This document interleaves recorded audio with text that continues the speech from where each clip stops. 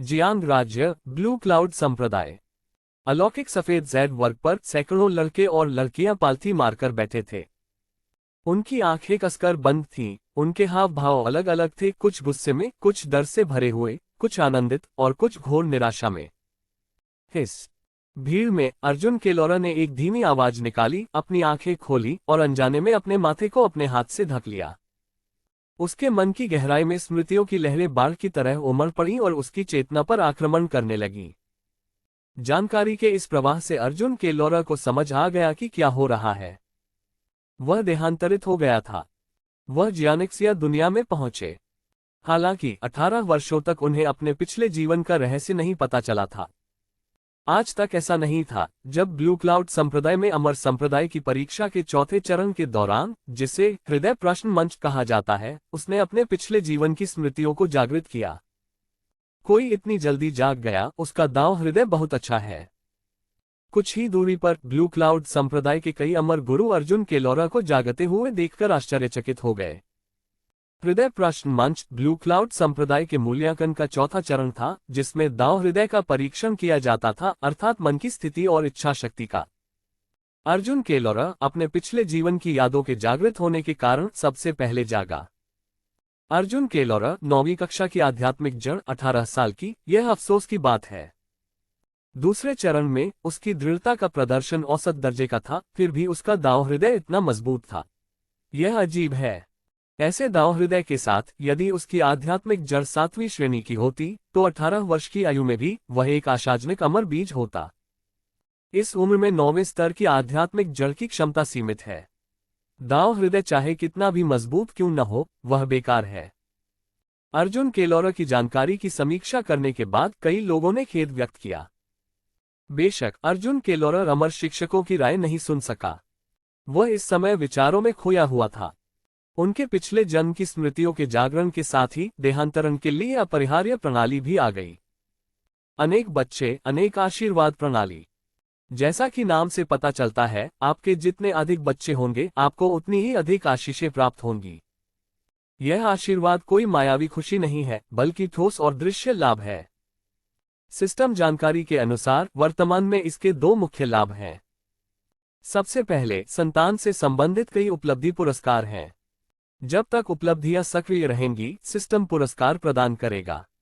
दूसरा, उसके वंशजों की आध्यात्मिक मूल प्रतिभा और साधना सब उसमें जुड़ जाएगी। इसके अलावा उनके पोते पोतियों और वंशजों की प्रतिभा और संस्कार भी उसमें जुड़ जाएंगे। हालांकि पोते पोतियों से मिलने वाला बोनस बच्चों से मिलने वाले बोनस से कम होता है, और हर पीढ़ी में ये 50% कम होता जाता है। कई बच्चे, कई आशीर्वाद प्रणाली वंशजों की उपलब्धियों को अनलॉक करके पुरस्कार देती है, और बच्चों और उनके वंशजों की प्रतिभा और खेती मुझे दी जाएगी। ऐसा क्यों लगता है कि यह बच्चों का पालन पोषण करने वाला खेल है? बच्चे पैदा करके उपलब्धियां हासिल कर रहे हैं और पुरस्कार प्राप्त कर रहे हैं। लेकिन क्या इस व्यवस्था का अर्थ यह नहीं है कि जब तक मेरे बच्चों और नाती पोतों में अच्छी प्रतिभाएं और उच्च स्तर की साधना है, तब तक मेरी आध्यात्मिक मूल प्रतिभा में भी सुधार हो सकता है? मैं आसानी से अमरता की ओर बढ़ सकता हूं। प्रणाली को समझने के बाद अर्जुन केलोरा की भावनाएं उत्साह से भर गईं। इस संसार में अमरता प्राप्त करने का पहला कदम आध्यात्मिक जड़ प्राप्त करना है, और आध्यात्मिक जड़ों को 9 श्रेणियों में विभाजित किया गया है।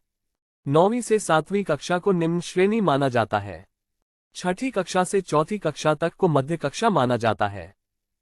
3री कक्षा से 1ली कक्षा तक को उच्च कक्षा माना जाता है। प्रथम श्रेणी से ऊपर पृथ्वी आत्मा जड़, स्वर्ग आत्मा जड़ और कुछ दुर्लभ उत्परिवर्तित आत्मा जड़ें भी हैं। प्रथम मूल्यांकन में योग्यता परीक्षण के दौरान अर्जुन केलोरा को पता चला कि उसके पास केवल 9वीं कक्षा का स्पिरिट रूट है। इसे सबसे खराब प्रकार की आत्मा जड़ माना जाता है।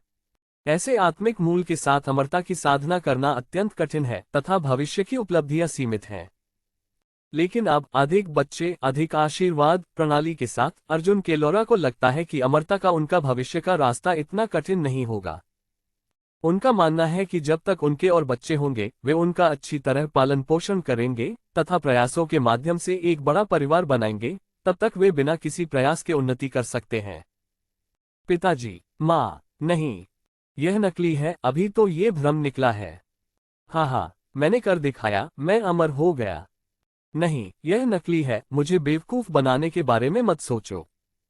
इस समय हृदय प्रश्न मंच पर मौजूद युवक और युवतियां धीरे धीरे जाग उठे और चिल्लाने लगे मानो उन्होंने कोई बुरा सपना देखा हो, जिससे अर्जुन केलोरा के विचारों में बाधा उत्पन्न हुई। अर्जुन केलोरा, तुम कब जागे? उसके बगल में खड़े कई लोग ये देखकर आश्चर्यचकित थे कि अर्जुन केलोरा पहले ही जाग चुका था। मैं अभी कुछ देर पहले ही जागा हूं। अर्जुन केलोरा ने अपने सामने खड़े 3 पुरुषों और 2 महिलाओं का निरीक्षण करते हुए उत्तर दिया। होंगी, 16 वर्ष, 9वीं कक्षा का स्पिरिट रूट, एक मार्क्विस का वैध पुत्र। हान लिन, 15 वर्ष, 7वीं कक्षा का स्पिरिट रूट, पेशे से लोहार। ली फेयू, 18 वर्ष, 7वीं कक्षा का spirit root, crimson veil gang का कनिष्ठ नेता। जियो जियोए, 15 साल की, 4वीं कक्षा की स्पिरिट रूट, एक विद्वान परिवार की एक युवा महिला। झाओ किंग किंग, 16 वर्ष, 6ठी कक्षा का स्पिरिट रूट, चिकित्सकों के परिवार से। ये पांचों उनकी तरह ब्लू क्लाउड संप्रदाय की धर्मनिरपेक्ष शाखा में लाए गए अमर पौधे थे। रास्ते में उनमें से कुछ लोगों से परिचय हो गया। हालांकि ये परिचय एक अपरिचित वातावरण में गर्मजोशी की तलाश मात्र था। उनकी पृष्ठभूमि में बहुत अंतर था, जिससे उनके लिए आपस में बातचीत करना मुश्किल हो गया। केवल हान लिन और अर्जुन केलोरा के बीच ही थोड़ा बेहतर तालमेल रहा। क्योंकि अर्जुन केलोरा का जन्म एक किसान परिवार में हुआ था, इसलिए हान लिन से बात करना उनके लिए आसान था। लगता है मैं अभी सबसे पहले जागा हूं। सोच रहा हूं कि क्या मैं अमर संप्रदाय में प्रवेश कर पाऊंगा। अर्जुन केलोरा ने अपने आसपास धीरे धीरे जागते लोगों को देखा और विचार किया। सिस्टम के साथ होने के बावजूद उन्हें उम्मीद थी कि वे ब्लू क्लाउड सेक्ट में शामिल हो सकेंगे। एक साधारण किसान के रूप में उन्हें सौभाग्य से अमरता का अवसर प्राप्त हुआ था और उन्हें मूल्यांकन के लिए ब्लू क्लाउड संप्रदाय में लाया गया था। यदि वह ब्लू क्लाउड संप्रदाय में शामिल नहीं हो पाता, तो अमरता की साधना करना अत्यंत चुनौतीपूर्ण होता। अमरता की साधना में धन, संगति, तकनीक और स्थान पर ध्यान दिया जाता है, जो सभी अपरिहार्य हैं। आइए हम धन पर ध्यान न दें। चाहे सांसारिक दुनिया हो या खेती का क्षेत्र, धन ही प्राथमिकता है। साथ ही साधक कॉमरेड होते हैं। तकनीक से तात्पर्य साधना पद्धतियों, दाव तकनीकों और दूसरों की शिक्षाओं से है। अंत में स्थान खेती स्थल को इंगित करता है। सामान्य क्षेत्रों में, जहां आध्यात्मिक नारियों का अभाव है तथा आध्यात्मिक ऊर्जा कम और बंजर है, साधना बहुत धीमी गति से आगे बढ़ती है। यदि कोई व्यक्ति ब्लू क्लाउड संप्रदाय में शामिल हो सकता है, विशेष रूप से प्रारंभिक चरणों में, तो इसे धन, साहचर्य, तकनीक और स्थान की पूर्णता माना जा सकता है। यही कारण है कि अनगिनत लोग अमर संप्रदायों में शामिल होने की आकांक्षा रखते हैं। जिनका नाम पुकारा गया है, वे आगे आएं। कुछ ही देर बाद हॉट क्वेश्चनिंग प्लेटफॉर्म पर मौजूद सभी लोग जाग गए। नीले बादल संप्रदाय का एक अनुयायी हवा में तैरता हुआ आया। उसने एक जेड स्क्रॉल निकाला और अनुमोदित सूची की घोषणा करना शुरू कर दिया। झू सैन, जियो युआन, हान लिन, जियो जियू, झाओ क्विंकिंग। प्रत्येक नाम का उच्चारण किया गया। जिन लोगों के नाम पुकारे गए, उनमें उत्साह और खुशी थी तथा वे अमर पथ पर अपने भविष्य के प्रति आशा से भरे हुए थे। जिन लोगों का उल्लेख नहीं किया गया, उनका मन भारी होता गया, वे क्षति की भावना से भर गए। बस इतना ही। ली फेयू ने जब नीले बादल संप्रदाय के शिष्य को सूची रखते देखा तो उसके चेहरे पर नाराजगी का भाव आ गया। मेरा नाम सूची में क्यों नहीं है? होंग यी ने भी अपने होंठ भींच लिए। उसका चेहरा थोड़ा पीला पड़ गया। वह इस पर विश्वास नहीं कर पा रहा था। यद्यपि उनकी आध्यात्मिक जड़ें 8वीं कक्षा तक है, फिर भी उनकी पृष्ठभूमि अनोखी है और उन्होंने पहले से ही संबंधों पर पैसा खर्च कर दिया है।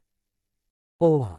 ये देखकर कि उसका नाम वहां नहीं था, अर्जुन केलोरा ने थोड़ा भारी महसूस करते हुए आह भरी। हालांकि व्यवस्था लागू होने के कारण वह ज्यादा परेशान नहीं थे। इस समय आसपास खड़े कुछ लोग फूट फूट कर रोने लगे। अन्य लोगों, तुरंत पहाड़ी द्वार से बाहर निकल जाओ, नीले बादल संप्रदाय के शिष्य ने उदासीनता से कहा। फिर अपनी आस्तीनें फड़फड़ाते हुए शुभ बादल चुने हुए लोगों के पैरों के नीचे प्रकट हुए और उन्हें उड़ा ले गए। शेष सैकड़ों लोगों के चेहरे पर कटुता के भाव थे और वे गहरी अनिच्छा की भावना के साथ वहां से जा रहे थे। इस द्वार से बाहर निकलते ही हमारी किस्मतें अलग हो जाती हैं। अमर और नश्वर के रास्ते अब अलग हो गए हैं।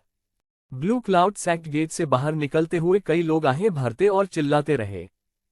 यदि आप अमर संप्रदाय में शामिल होने में असफल हो जाते हैं, भले ही आप अमर पथ पर कदम रख लें, तब भी आप केवल एक आकस्मिक साधक ही रहेंगे।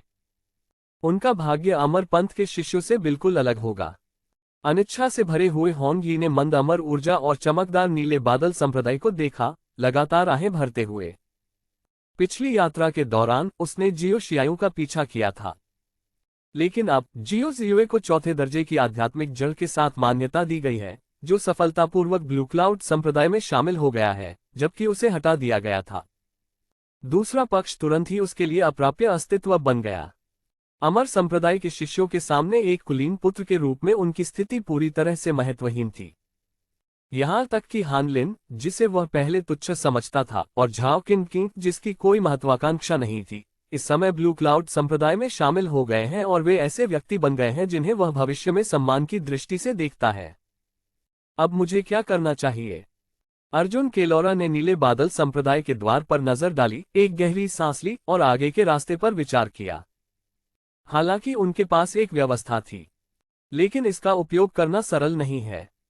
प्रारंभिक काल में संचयन अवस्था होती है, लगातार शादी करना और बच्चे पैदा करना, फिर बच्चों का पालन पोषण करना। इस पर खर्च किया गया समय, धन और ऊर्जा नगण्य नहीं है। इस समय उसके लिए यह बहुत कठिन है। यद्यपि उसकी जड़ें आध्यात्मिक हैं, फिर भी वह एक साधारण किसान है जिसके पास धन नहीं है। यदि वह अमर संप्रदाय की सेना में शामिल नहीं हो सकता, तो यह आध्यात्मिक जड़ ज्यादा मूल्यवान नहीं होगी। जैसे ही सभी लोग पहाड़ से नीचे उतर रहे थे, एक 30 या 40 वर्ष का सभ्य व्यक्ति हरे रंग का वस्त्र पहने उनकी ओर आया। उतरती भीड़ को देखकर बोला, युवा मित्रों, हमारा किंगजू पर्वत का लू परिवार इस समय 20 दामादों की भर्ती कर रहा है और उन्हें आध्यात्मिक शिराओं से धन्य भूमि और अमर साधना नियमावली प्रदान कर रहा है। क्या आपकी रुचि है? एक दामाद से शुरू करके एक दीर्घकालिक परिवार का निर्माण। अध्याय 2, 20 साल में 50 बच्चे। मैंने दामाद बनना चुना है।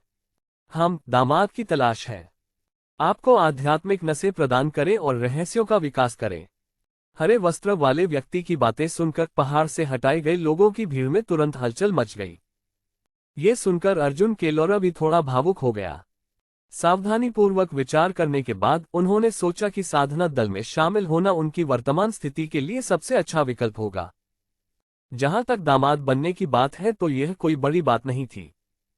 अमरता की साधना कोई आसान यात्रा नहीं है। हालांकि वह चुप रहा क्योंकि वह पहले निरीक्षण करना चाहता था। आखिरकार अच्छी चीजें आसमान से नहीं गिरती। वह किंगजू पर्वत पर लू परिवार की स्थिति के बारे में ज्यादा नहीं जानता था।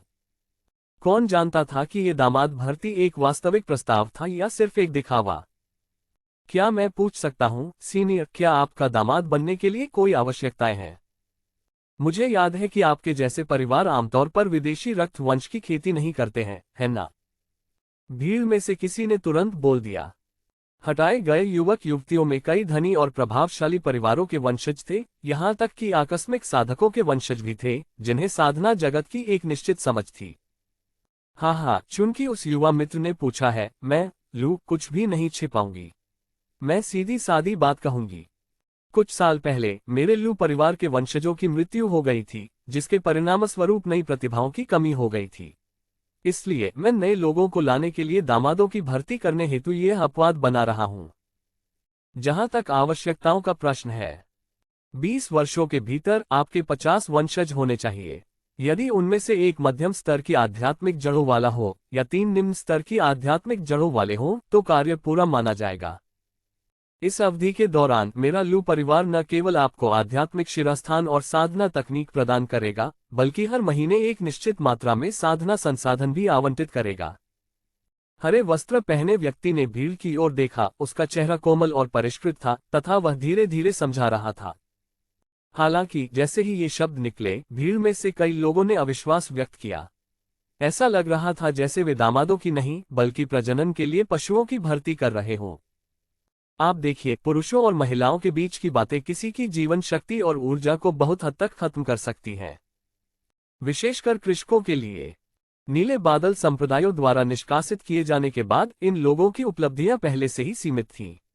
यदि वे प्रतिदिन ऐसी चीजों पर ध्यान केंद्रित करते, तो उनकी साधना प्रगति संभवतः धीमी होती। ये सुनकर अर्जुन केलोरा का मुंह थोड़ा सा फड़क उठा। 20 वर्षों में 50 वंशज होना थोड़ा अधिक लग रहा था। यदि आप हर साल एक बच्चा भी पैदा करें तो भी आप 20 साल में 50 साल तक नहीं पहुंच पाएंगे। ऐसा प्रतीत होता है कि लू परिवार के दामाद की भर्ती एक एक करके नहीं की गई थी। प्रत्येक दामाद को 3 या 4 पत्नियों के साथ जोड़ा जा सकता है। क्या यह अस्वीकार्य नहीं लगता? सावधानीपूर्वक विचार करने के बाद अर्जुन केलोरा ने भी सोचा कि यह उसके लिए काफी उपयुक्त है। न केवल उसके पास खेती करने के लिए जगह होगी, बल्कि बच्चों के पालन पोषण में मदद करने के लिए उसकी पत्नी भी होगी। यह उनकी साधना प्रणाली के कठिन प्रारंभिक चरण के लिए एक आदर्श समाधान था। इसके अलावा इतनी सख्त जरूरतें सुनकर अर्जुन केलोरा को थोड़ी राहत मिली। अगर ये सख्त न होती तो निकाले गए लोगों को साधना परिवार में शामिल होने का मौका कैसे मिलता? होंगी, जो उसके बगल में खड़ा था, ने अर्जुन केलोरा के चेहरे पर रुचि का संकेत देखा और बोला, अर्जुन केलोरा, मैंने किंडसू पर्वत पर रहने वाले लू परिवार के बारे में सुना है। यह एक वैध साधना परिवार है जिसका मुखिया एक संस्थापक पूर्वज है। ये बिल्कुल वैसा ही है जैसा उन्होंने कहा था। पिछले कुछ सालों में हुनवे घाटी के चेन परिवार के साथ एक आध्यात्मिक पत्थर की खदान को लेकर बड़ा झगड़ा हुआ था, जिसके कारण परिवार को बहुत से युवा लोगों को खोना पड़ा। यदि आपके पास कोई अन्य विकल्प नहीं है तो यह एक अच्छा विकल्प हो सकता है, होंग यी ने कहा। पहले अपनी पहचान के कारण वह अर्जुन केलोरा, हान लिन और झाओ क्विनकिंग के प्रति ज्यादा दोस्ताना व्यवहार नहीं रखता था, यहां तक कि वह उन्हें नीची नजर से देखता था। लेकिन अब जब हान लिन और झाओ क्विनकिंग ने ब्लू क्लाउड संप्रदाय में प्रवेश कर लिया था, जबकि वह समाप्त हो गया था, उसका अहंकार दूर हो गया था और वह वास्तविकता को अधिक स्पष्ट रूप से देखने लगा था। उन्होंने ये समझ लिया कि एक बार जब आप साधना पथ पर चल पड़ते हैं तो महान मूल के लोगों और विनम्र मूल के लोगों के बीच का अंतर उतना बड़ा नहीं होता जितना उन्होंने सोचा था। यदि अर्जुन केलोरा किसी साधना परिवार में शामिल हो जाए तो भले ही उसकी भविष्य की उपलब्धियां सीमित हों, उसके पास अधिक मित्र और अधिक अवसर होंगे। मुझे याद दिलाने के लिए धन्यवाद, भाई होंग। ये सुनकर अर्जुन केलोरा के दिल में बची हुई चिंता भी गायब हो गई। उन्होंने महसूस किया कि इस समय लू परिवार का दामाद बनना उनके लिए बहुत अच्छा विकल्प है। इस प्रणाली के लागू होने के बाद जब तक आप प्रारंभिक चरण से गुजर जाते हैं, क्या आप पक्षी की तरह उड़ने में सक्षम नहीं हो जाएंगे? तुरंत ही अर्जुन केलोरा पंजीकरण के लिए आगे बढ़े। भाई लू, चलो साथ चलते हैं। इस समय ली फेयू ने ऐसे कहा जैसे कोई कठिन निर्णय ले रहा हो। भाई ली, क्या आप भी लू परिवार में शामिल हो रहे हैं? होंगी को ये देखकर आश्चर्य हुआ कि ली फेयू ने लू परिवार में शामिल होने का फैसला किया। अर्जुन केलोरा, जो एक किसान पृष्ठभूमि से आए थे, इस निर्णय को समझ सकते थे। हालांकि ली फेयू, जो शक्तिशाली क्रिम्सन वेल गिरोह का सदस्य था, एक युवा गिरोह नेता होने के नाते उसकी परिस्थितियां काफी अच्छी थीं। यह अप्रत्याशित था कि वह स्वेच्छा से लू परिवार का दामाद बन जाएगा। जिंदगी बस एक सपना है जो सिर्फ 100 साल तक चलता है। अगर तुम्हें अमरता का मौका मिले तो उसे गंवाना नहीं चाहिए, ली फेयू ने गहरी आवाज में कहा। वह अपनी स्थिति समझता था। हालांकि क्रिम्सन वेल गैंग अच्छा था, लेकिन उसके पिता अकेले फैसला नहीं ले सकते थे। गिरोह उसकी साधना के लिए ज्यादा आर्थिक मदद नहीं कर सकता था। अगर वह वापस लौटता तो उसे अपने पिता की तरह गिरोह का मुखिया बनने का मौका मिल सकता था और वह एक साधारण इंसान की जिंदगी जी सकता था। हालांकि ये जानते हुए कि उसकी आध्यात्मिक जड़ें हैं और अमरता प्राप्त करने की क्षमता है, वह वापस जाने को तैयार नहीं था। उसने अपने पिता को एक साधक के सामने झुकते और दंडवत करते देखा था। चाहे उनकी सामाजिक स्थिति या युद्ध कौशल कुछ भी हो, हर कोई साधक के सामने चींटियों के समान था। इसलिए भले ही यह कठिन था, लेकिन जब तक कोई अवसर की झलक मिलती रही, वह उसे हासिल करना चाहते थे। कम से कम उसे भविष्य में इसका पछतावा तो नहीं होगा। तो फिर मैं भाई ली और भाई लू की अमरता की सफल यात्रा की कामना करता हूँ।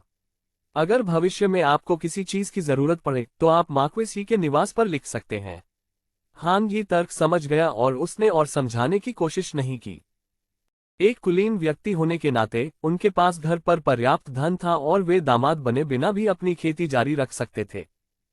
इसके तुरंत बाद अर्जुन केलोरा और ली फेयू ने हरे वस्त्र वाले व्यक्ति से संपर्क किया और लू परिवार में शामिल होने की इच्छा व्यक्त की। जब हरे वस्त्र वाले व्यक्ति ने सुना कि अर्जुन केलोरा की आध्यात्मिक जड़ें केवल 9वीं कक्षा जितनी ही हैं, तो वह थोड़ा हिचकिचाया। बेहतर आध्यात्मिक जड़ें होने से बच्चों की जड़ें मजबूत और ग्रेड ज्यादा होने की संभावना बढ़ जाती है। हालांकि जब उन्होंने अर्जुन केलोरर और ली फेयू को एक साथ देखा तो ली फेयू की 7वीं कक्षा की आध्यात्मिक जड़ होने के कारण उन्होंने सिर हिलाया। क्या तुमने इस बारे में सोच लिया है? एक बार किंजू पर्वत पर पहुंच गए तो पीछे मुड़कर नहीं देख सकते। तुम्हें एक अनुबंध पर हस्ताक्षर करने होंगे। यदि आप 20 वर्षों के भीतर शर्तों को पूरा नहीं कर सकते हैं तो आपको न केवल 3 गुना संसाधन का भुगतान करना होगा, बल्कि आपको 10 वर्षों तक लू परिवार की सेवा भी करनी होगी। हरे वस्त्र वाले व्यक्ति ने गंभीरता से कहा। हमने फैसला कर लिया है। अर्जुन केलोरर और ली फेयू ने सहमति में सिर हिलाया। लगभग आधे घंटे में सभी 20 दामादों की भर्ती कर ली गई। वे सभी साधारण युवक थे जिनकी कोई खास पृष्ठभूमि नहीं थी। हरे रंग के वस्त्र वाला व्यक्ति किसी भी मजबूत पृष्ठभूमि वाले व्यक्ति को नहीं चाहता था। मैं लू युवानडिंग हूँ, लू परिवार का मुखिया। अब से तुम मुझे मुखिया कह सकते हो। अब मेरे पीछे किंजू पर्वत पर वापस चलो। लू युआनडिंग ने अर्जुन केलोरर और अन्य से कहा। फिर उसने एक सुनहरा पैटर्न वाला थैला निकाला और उसे खोला। सफेद रोशनियों की एक श्रृंखला उड़ी जो सुनहरे अयाल और फुर्तीले अंगों वाले शानदार पीले घोड़ों में बदल गई। घोड़े की सवारी। इन घोड़ों को देखकर कई लोग आश्चर्यचकित हुए। नीले बादल संप्रदाय के पिछले उपयाजक ने अपनी आस्तीनें फड़फड़ाई और चुने हुए लोगों के पैरों के नीचे शुभ बादल छा गए और वे उड़ गए। लेकिन वे तो लू युवानडिंग का अनुसरण कर रहे थे और वे केवल घोड़ों की सवारी ही कर सकते थे। अर्जुन केलोरर को भी लगा कि साधना करना और फिर भी घोड़े की सवारी करना थोड़ा नीचा है। ये साधारण घोड़े नहीं हैं, ये मेरे लू परिवार द्वारा पाले गए आत्मिक घोड़े हैं और ये एक दिन में 1000 मील का सफर तय कर सकते हैं। अगर आपको घुड़सवारी नहीं भी आती तो भी कोई समस्या नहीं होगी। लू युवानडिंग ने उनके चेहरों पर निराशा देखकर समझाया। उसके पास कोई विकल्प नहीं था। लू परिवार एक छोटा सा कबीला था। यद्यपि उनके पास एक जादुई उड़ने वाली नाव थी, फिर भी वे उसका उपयोग लापरवाही से नहीं करते थे। जहां तक लोगों को गुमराह करने की बात है तो ये तो और भी अवास्तविक था। क्यूई शोधन के 8वें स्तर पर अपनी साधना के साथ वह अकेले लंबी दूरी तक भी नहीं उड़ सकता था, दूसरों को अपने साथ ले जाना तो दूर की बात थी। बहुत से लोगों के लिए घोड़े की सवारी करना सबसे सुविधाजनक और तेज तरीका था। इसलिए अर्जुन केलोरर और अन्य लोग घोड़ों पर सवार होकर लू युवानडिंग के पीछे चले गए। नीले बादल संप्रदाय के पर्वत की तलहटी में लू परिवार के 5 साधक रास्ते में किसी भी दुर्घटना से बचने के लिए उनके साथ जाने के लिए प्रतीक्षा कर रहे थे। एक दामाद से शुरू करके एक दीर्घकालिक परिवार का निर्माण। अध्याय 3, रास्ते में घात, अमरता की खतरनाक दुनिया। संध्या। लू युवानडिंग और उनके समूह ने जंगल में आराम किया। ये तो बताने की आवश्यकता ही नहीं है कि यह आत्मिक घोड़ा वास्तव में साधारण घोड़ों से तुलनीय नहीं था। अर्जुन केलोरर को घोड़े की सवारी करना नहीं आता था, लेकिन दिन भर की लंबी यात्रा के बाद भी उन्हें थकान महसूस नहीं हुई। लॉर्ड लू, किंजू पर्वत तक पहुंचने में कितना समय लगेगा? इसी समय एक युवक ने पूछा। यह आध्यात्मिक घोड़ा एक दिन में 1000 मील की यात्रा करता है। इस गति से इसे किंजू पर्वत तक पहुंचने में केवल आधे महीने से थोड़ा ज्यादा समय लगेगा। लू युआनडिंग ने कहा। एक दिन में 1000 मील, आधा महीना। ये सुनकर सभी लोग अविश्वास से एक दूसरे की ओर देखने लगे। अर्जुन केलोरर भी अवाक रह गए। ये तो बहुत दूर की बात है। लू युवानडिंग ने सभी के चेहरों पर बदसूरत भावों को नोटिस नहीं किया। उन्होंने एक चीनी मिट्टी की बोतल निकाली और कहा, आधा महीना जल्दी ही बीत जाएगा। ये उपवास की गोलियां हैं। एक लेने के बाद आपको 1 महीने तक भूख नहीं लगेगी। लीजिए, आप सभी के लिए एक एक। इसके साथ ही वह प्रत्येक व्यक्ति को एक उपवास की गोली वितरित करता है। अर्जुन केलोरर ने अपने हाथ में सोयाबीन के आकार की भूरे रंग की गोली पर एक संक्षिप्त नजर डाली और उसे निगलने से पहले ज्यादा नहीं सोचा। अब चूंकि वे यात्रा पर हैं, उन्हें दवा लेनी ही होगी, भले ही वह जहरीली ही क्यों न हो। इसके अलावा लू परिवार के पास उन्हें नुकसान पहुंचाने का कोई कारण नहीं है। उपवास की गोलियां लेने और थोड़ी देर आराम करने के बाद कुछ युवा पुरुष साधना करने के लिए पालथी मारकर बैठना शुरू कर देते हैं, जो दर्शाता है कि उनके पास पहले से ही साधना तकनीकें हैं। दूसरी ओर ली फेयू अकेले ही मार्शल आर्ट का अभ्यास करने चला जाता है। पिछली बातचीत से अर्जुन केलोरर को पता है कि क्रिम्सन वेल गैंग का युवा नेता ली फेयू मार्शल आर्ट में अत्यधिक कुशल है। मात्र 18 वर्ष की आयु में ही उन्हें मार्शल आर्ट की दुनिया के शीर्ष विशेषज्ञों में से एक माना जाता है। 3 या 4 घंटे आराम करने के बाद समूह अपने रास्ते पर आगे बढ़ गया। इतना ही कठिन यात्रा में आधा महीना बीत जाता है। खुश हो जाओ, किंगजू पर्वत बस आगे ही है, लू युवानदिंग अपने पीछे निराश युवाओं से कहता है, जब वह आधिकारिक सड़क पर आध्यात्मिक घोड़े पर सवार होकर जा रहा होता है। आधे महीने की उबाऊ यात्रा के बाद हर कोई शारीरिक और मानसिक रूप से सुन्न और थका हुआ था। अर्जुन केलोरा भी थोड़ा उदासीन लग रहा है। अपने पिछले जीवन में उन्हें पूरे दिन कार में बैठने में भी असहजता महसूस होती थी, आधे महीने तक घोड़े की सवारी करने की तो बात ही छोड़ दीजिए। लू युवानदिंग की यह बात सुनकर कि वे लगभग किंगजू पर्वत पर पहुंच चुके हैं, सभी लोग अधिक ऊर्जावान हो गए। यात्रा के दिन अंततः समाप्त होने वाले थे। साथ आए लू परिवार के 5 साधकों ने भी राहत की सांस ली। अमर पौधों को सुरक्षित रूप से घर वापस लाना उनके परिवार का मिशन था। लेकिन इस समय कुछ अप्रत्याशित घटित होता है। स्वूश स्वूश स्वूश। दर्जनों क्रिस्टल स्पष्ट और तीखे बर्फ के कांटे अचानक पास की जमीन से निकलते हैं, जो अर्जुन केलोरा और अन्य लोगों की ओर बढ़ते हैं। अच्छा नहीं, दुश्मन का हमला। ये देखकर लू युवानदिन की अभिव्यक्ति में भारी परिवर्तन आया और वह गुस्से से चिल्लाया। उसी समय उसने अपना बड़ा हाथ बढ़ाया, अपनी उंगलियां फैलाईं और आग की आभा उत्सर्जित करने वाले आग के गोले एक एक करके बाहर निकले और बर्फ के शंकुओं को रोक लिया। अमर पौधों की रक्षा करो। अन्य 5 लू परिवार साधकों ने भी अपनी तकनीकें प्रदर्शित की तथा अर्जुन केलोरा और अमर पौधों को बचाने के लिए मिट्टी की दीवारें और पानी की स्क्रीन बनाई। लेकिन इतने सारे बर्फ के कांटों के सामने 3 अमर पौधों को अभी भी बर्फ के कांटों से चोट लगी, उनकी छाती में छेद हो गया और एक धमाके के साथ वे आध्यात्मिक घोड़े से बेजान होकर नीचे गिर पड़े। तो ये साधना की दुनिया है। अर्जुन केलोरा इस भयावह दृश्य को देखकर खुद को रोक नहीं सका, उसका चेहरा थोड़ा पीला पड़ गया। वह भले ही एक ट्रांसमिग्रेटर हो, लेकिन चाहे पिछले जन्म में हो या इस जन्म में, उसने कभी ऐसा नरसंहार नहीं देखा।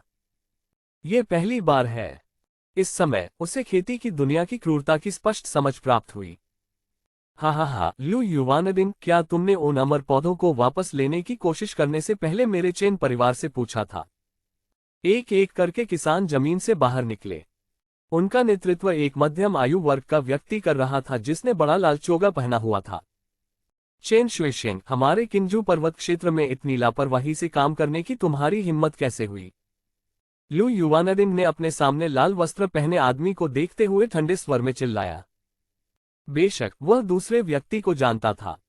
यह उनका कट्टर दुश्मन था जो होंगे घाटी के चेन परिवार का मुखिया था। लेकिन उन्हें यह उम्मीद नहीं थी कि वह उनके दरवाजे पर चोरी छिपे हमला करने की हिम्मत करेंगे। हालांकि ये वास्तव में दूसरे पक्ष के लिए घात लगाने का सबसे अच्छा समय था। न केवल सभी लोग थके हुए थे, बल्कि उनकी सतर्कता भी ढीली पड़ गई थी। जैसे ही उसने यह बात कही, एक पीला ताबीज प्रकट हुआ और उसके हाथ में जलने लगा। यह एक संदेश ताबीज था। मदद के लिए परिवार को बुलाओ। जल्दी और निर्णायक रूप से मार डालो। चेन शुएशेंग ने व्यंग्य किया, उसके होंठ हल्के से हिले और उसने अपने हाथ आगे की ओर थपथपाए, जिससे एक ठंडी हवा निकली। ये बर्फ के तीखे कांटों में बदल गई और लू युवानदिन पर टूट पड़ी। उसके पीछे के 10 साधकों ने भी कार्रवाई की और अर्जुन केलोरा तथा अन्य अमर पौधों पर हमला कर दिया।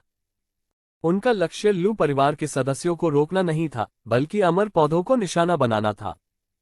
बूम बूम बूम, दोनों पक्षों में झड़प होने लगी। चेन के परिवार को संख्यात्मक लाभ प्राप्त था तथा इस तथ्य के साथ कि लू परिवार को अमर पौधों की रक्षा करनी थी, वे तुरंत ही नुकसान में थे। पफ!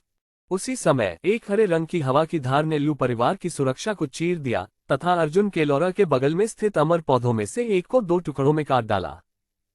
खून की छींटें अर्जुन केलोरा पर पड़ी, जिससे वह एक पल के लिए अचंभित हो गया। ध्यान से। उसी समय एक और हवा का ब्लेड रक्षा को तोड़ते हुए अर्जुन केलोरा की ओर बढ़ा। लेकिन उसके बगल में खड़े ली फेयू की नजरें तेज और हाथ तेज थे।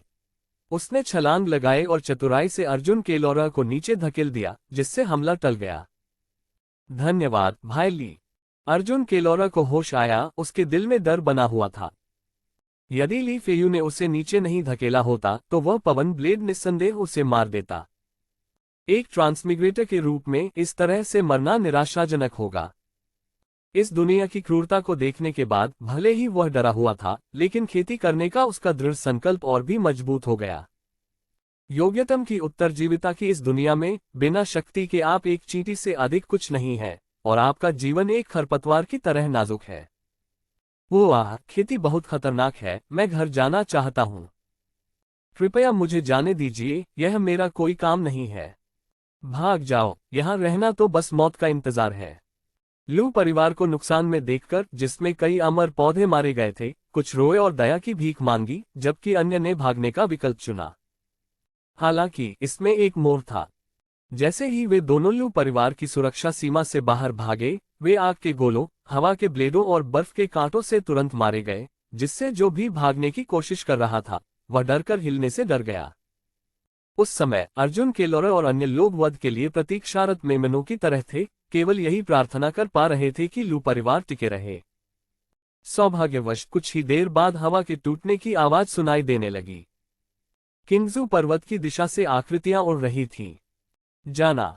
ये देखकर कि लू परिवार की सेना आ गई है, चेन शुइशिंग ने बिना किसी हिचकिचाहट के एक निर्णायक कदम उठाया और बाकी सैनिकों को भागने के लिए प्रेरित किया।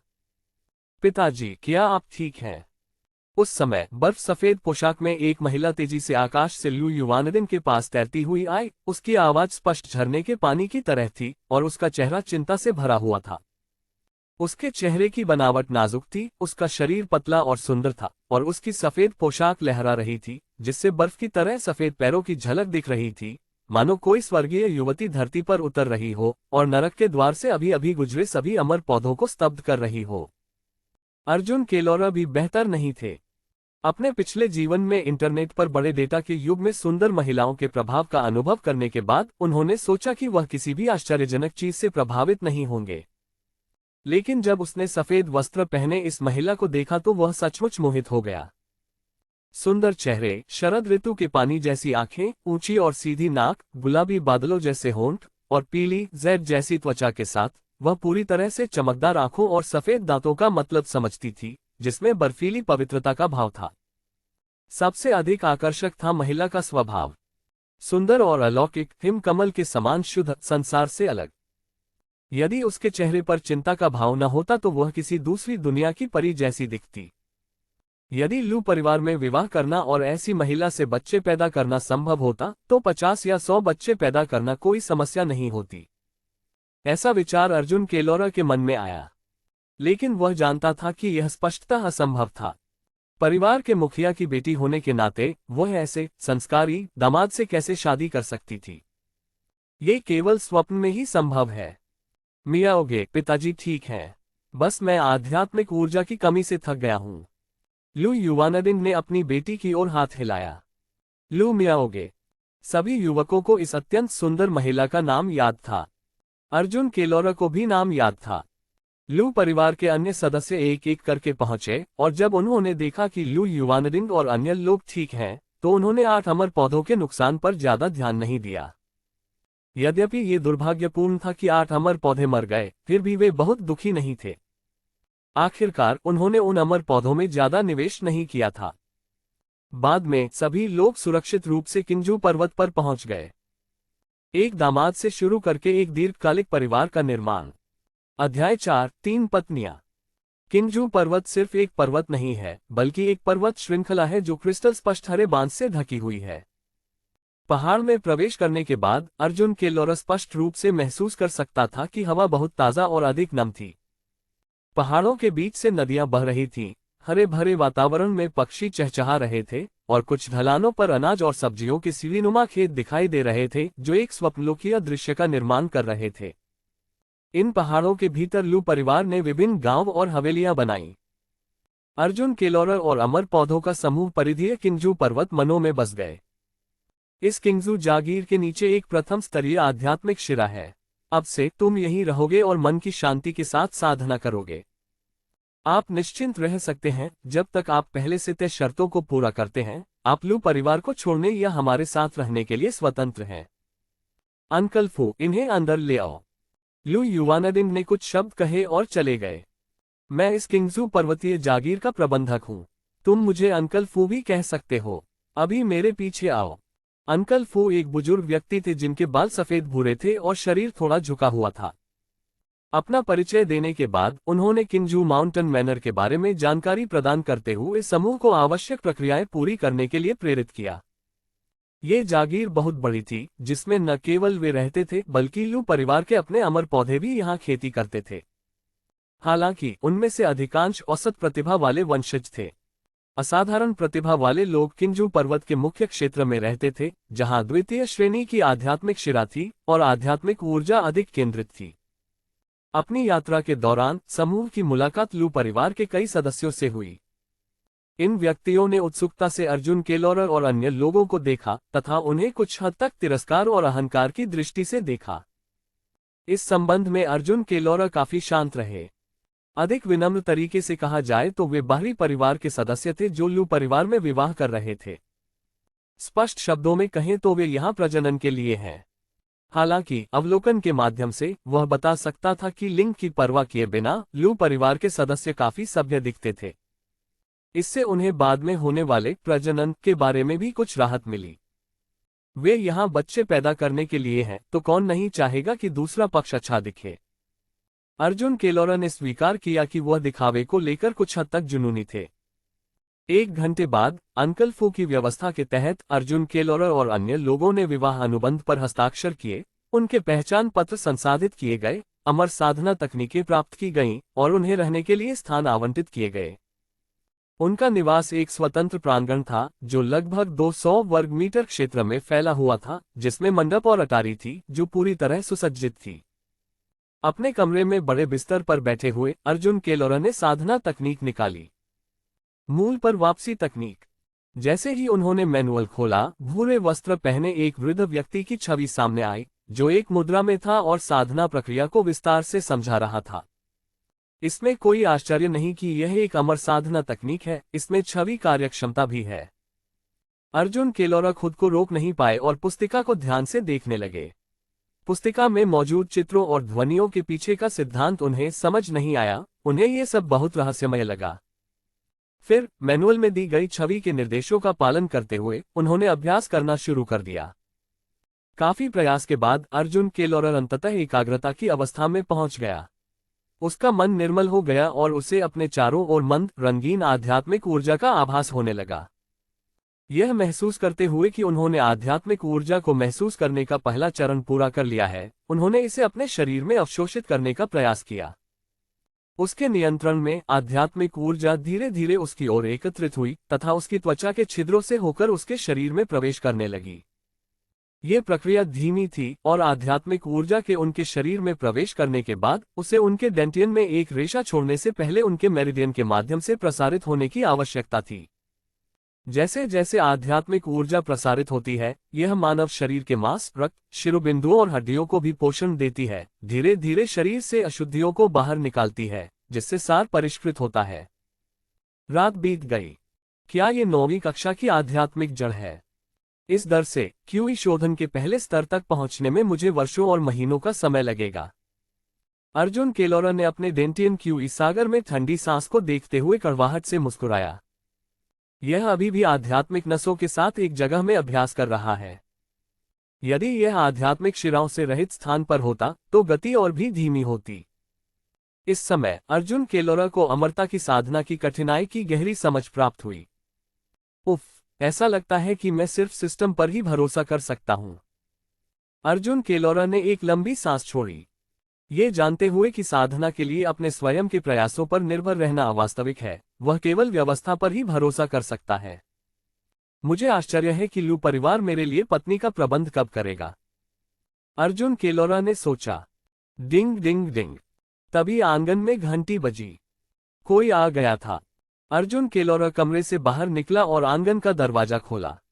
अर्जुन केलोरर, लू परिवार ने तुम्हारे लिए धूल झाड़ने के लिए पहले से ही एक स्वागत भोज का प्रबंध कर रखा है। मेरे पीछे आओ। दरवाजे पर अंकल फू बोले। उसके पीछे पहले से ही अन्य अमर पौधे मौजूद थे। एक स्वागत भोज। ये शब्द सुनकर अर्जुन केलोरर ने स्पष्ट रूप से अनुमान लगाया और सिर हिलाया, ठीक है। इसके बाद अंकल फू ने सभी 12 अमर पौधों को बुलाया और उन्हें किंजू माउंटेन विला के एक विशाल और सुंदर हॉल में ले गए। अंदर कोई अन्य व्यक्ति नहीं था, केवल 12 सीटें थीं जिन पर बढ़िया शराब और व्यंजन रखे हुए थे। जब सभी लोग अपनी अपनी जगह पर बैठ गए तो कुछ ही देर में अलग अलग आकर्षण वाली आकर्षक युवतियों का एक समूह एक एक करके हॉल में दाखिल हुआ। वास्तव में इन महिलाओं को देखकर अर्जुन के लौरा को तुरंत पता चल गया कि वह सही था। ये स्वागत भोज प्रजनन के लिए आयोजित किया गया था। लगभग 50 या 60 महिलाएं हॉल में दाखिल हुईं, सभी दिखने में अच्छी थीं। यद्यपि लू मियाओगे जैसी कोई तेजस्वी सुंदरियां नहीं थीं, फिर भी कई आकर्षक महिलाएं थीं जो उनके पिछले जीवन की कुछ इंटरनेट प्रसिद्ध हस्तियों से कम नहीं थीं। इन महिलाओं ने स्पष्ट रूप से अपने पहनावे में बहुत सावधानी बरती थी तथा प्रत्येक का रूप रंग अलग था। कुछ छोटे और प्यारे थे, कुछ का मेकअप साधारण, सौम्य और सुरुचिपूर्ण था। कुछ की भौहें हरी ब्लेड की तरह थीं, वे कठोर पोशाक पहने हुए थे और उनका व्यवहार वीरतापूर्ण और बहादुरी भरा था। कुछ ने विस्तृत महलनुमा पोशाकें पहनी थीं, काले बाल बांधे हुए थे, वे गरिमा में और उदार थे। कुछ लोग ऐसे भी थे जिनका स्वभाव ठंडा था, बर्फ के पहाड़ जैसा सुंदर और आकर्षक, जिनमें प्रलोभन का भाव था, धुंधले हल्के कपड़े पहने, लंबे पैर और ऊंची एड़ियां, आकर्षक वगैरह। ये कहा जा सकता है कि इतनी सारी शैलियों में से निश्चित रूप से कोई एक शैली आपको मोहित कर लेगी। ये काफी अच्छा लाइनअप है। अर्जुन केलोरा ने अपने सामने खड़ी खूबसूरत महिलाओं की अंतहीन कतार को देखा और प्रशंसा से आह भरी। उन्होंने महसूस किया कि लू परिवार इस संबंध में वास्तव में उदार था, इसमें कोई संदेह नहीं है। सचमुच एक उचित खेती परिवार। ये सभी किंगजू लू परिवार की हमारी धर्मनिरपेक्ष शाखा की उत्कृष्ट महिलाएं हैं। ये न केवल शिष्टाचार में पारंगत हैं, बल्कि संगीत, शतरंज, सुलेख और चित्रकला में भी निपुण हैं। ये सभी शुद्ध और मासूम हैं। आज वे आप सभी का स्वागत करने और मनोरंजन करने के लिए यहाँ होंगे। तुम में से हर कोई अपनी पसंद का कोई व्यक्ति चुन सकता है और मैं तुम्हारे लिए शादी की व्यवस्था कर दूंगा, अंकल फू ने कहा। ये कहने के बाद वह भव्य हॉल से बाहर चले गए और पीछे केवल अर्जुन केलोरा और 12 अन्य लोगों के साथ साथ लू परिवार की महिलाओं का एक समूह रह गया। अर्जुन केलोरा और अन्य लोगों की पहल की आवश्यकता के बिना ये महिलाएं स्वयं ही अपनी सीटों पर आ गईं। यद्यपि वे लू परिवार की धर्मनिरपेक्ष महिलाएं थीं, लेकिन उनमें से अधिकांश कृषकों की वंशज भी थीं। यहां आने पर कोई मजबूरी नहीं थी, सभी लोग स्वेच्छा से आए थे। एक उपयुक्त अमर साथी चुनने और आध्यात्मिक जड़ों वाले बच्चों को जन्म देने के बारे में सोचते हुए भविष्य बच्चे की प्रतिभा पर निर्भर करेगा। इसलिए इस स्वागत भोज की पहल उनके हाथों में अधिक थी। अर्जुन केलोरा का जन्म एक किसान परिवार में हुआ था और उनका रूप साधारण था। केवल 9वीं कक्षा तक की आध्यात्मिक शिक्षा के साथ केवल 3 महिलाएं ही उसके पक्ष में आईं। उन्होंने इस पर कोई आपत्ति नहीं जताई और सीधे तीनों को गले लगा लिया। व्यक्ति को ये जानना चाहिए कि संतुष्ट कैसे रहा जाए। 3 लगभग पर्याप्त था। इसके अलावा ये तीनों बहनें बुरी नहीं थीं। उनमें से एक शुद्ध और सुंदर दिख रहा था तथा उसका व्यक्तित्व जीवंत था।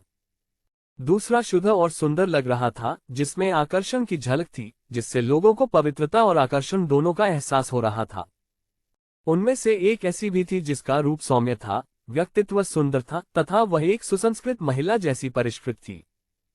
पहली 2 लड़कियों के चेहरे की बनावट काफी मिलती जुलती थी, संभवतः वे बहनें थीं।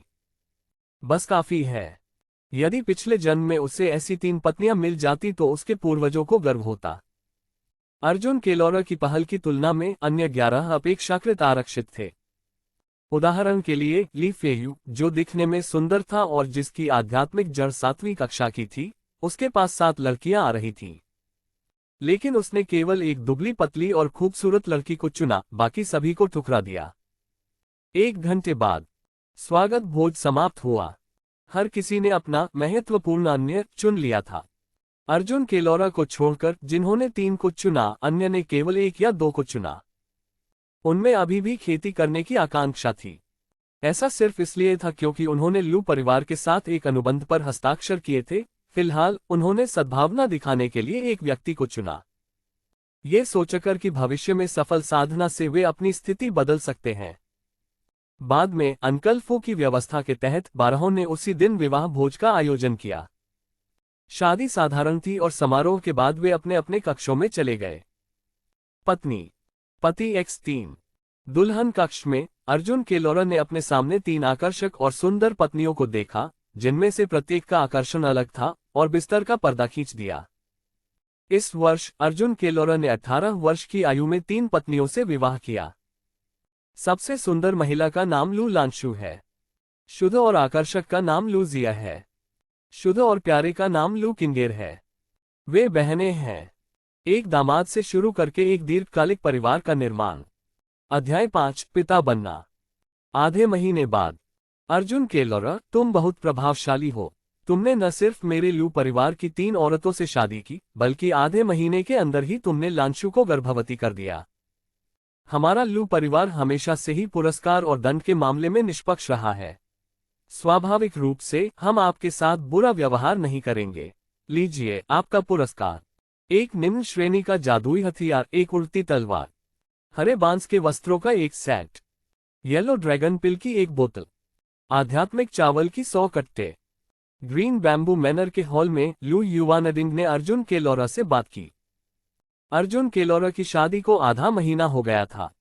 आत्म साधना के सीमित प्रभाव को समझते हुए अर्जुन केलोरा ने पिछले आधे महीने में मूल रूप से कोई अभ्यास नहीं किया था तथा अपनी सारी ऊर्जा प्रजनन पर केंद्रित कर दी थी। लेकिन उनके प्रयास व्यर्थ नहीं गए।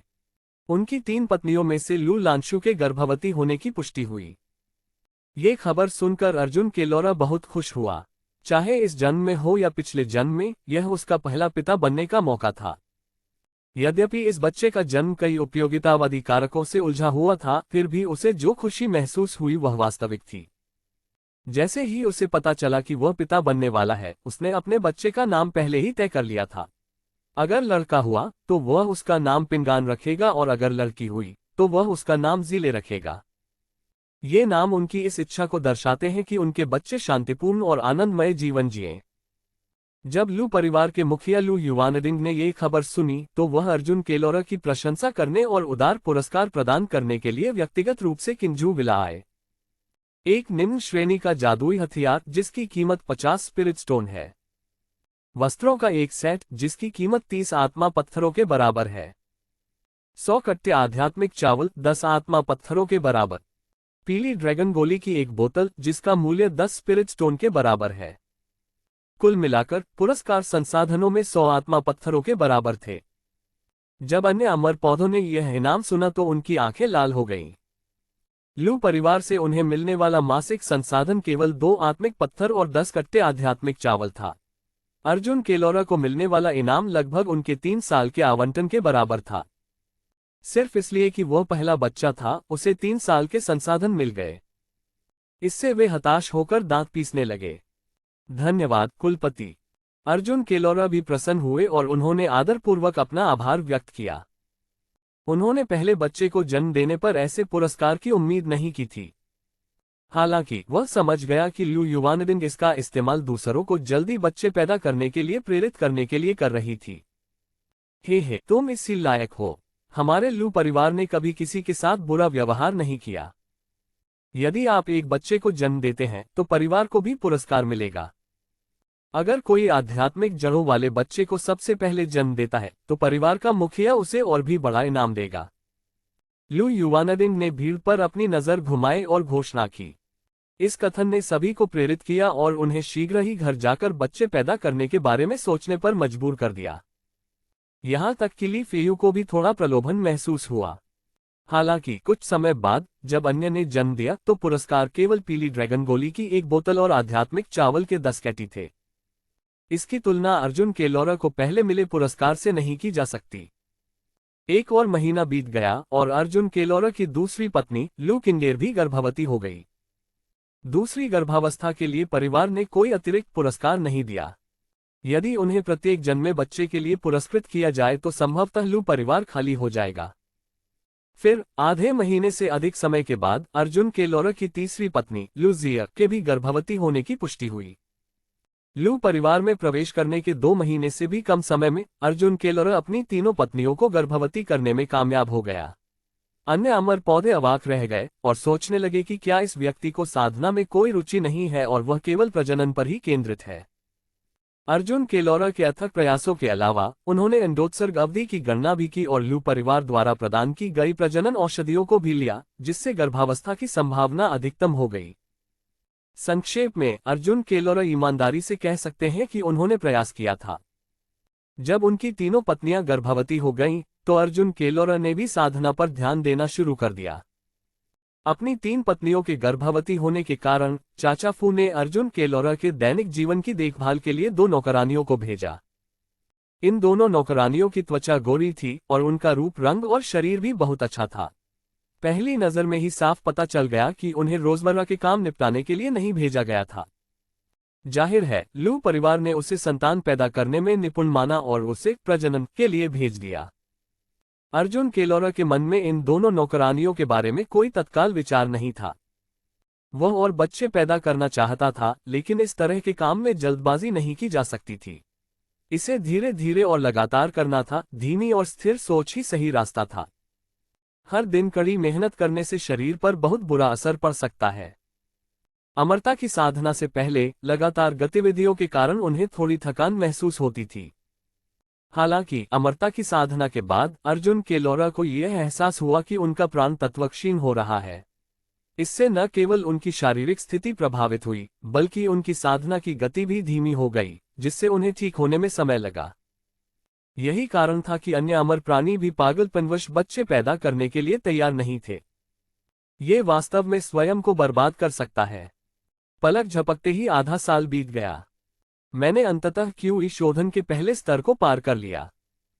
साधना कक्ष में हरे वस्त्र पहने अर्जुन केलोरा ने अपनी आंखें खोल ली, एक लंबी सांस छोड़ी। उसका चेहरा खुशी से भरा हुआ था। लू परिवार में आए हुए उसे लगभग 10 महीने हो गए थे। उन्होंने अंततः आध्यात्मिक ऊर्जा खींचने की प्रक्रिया पूरी कर ली थी और क्यूई शोधन के प्रथम स्तर पर पहुंच गए थे।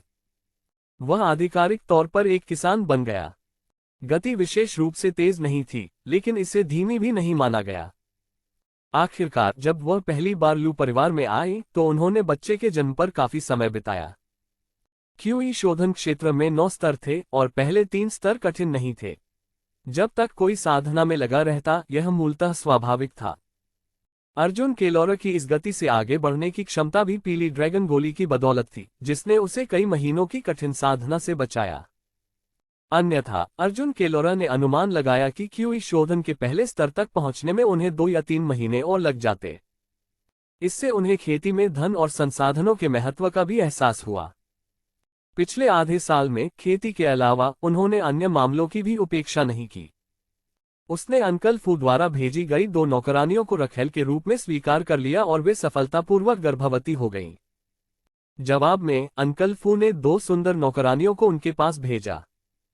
इसके अलावा उसे पुरस्कृत किया गया और उसके मासिक संसाधन 3 आत्मिक पत्थरों और 20 कट्टों आध्यात्मिक चावल तक बढ़ा दिए गए। लांशु जल्द ही बच्चे को जन्म देने वाली है ना?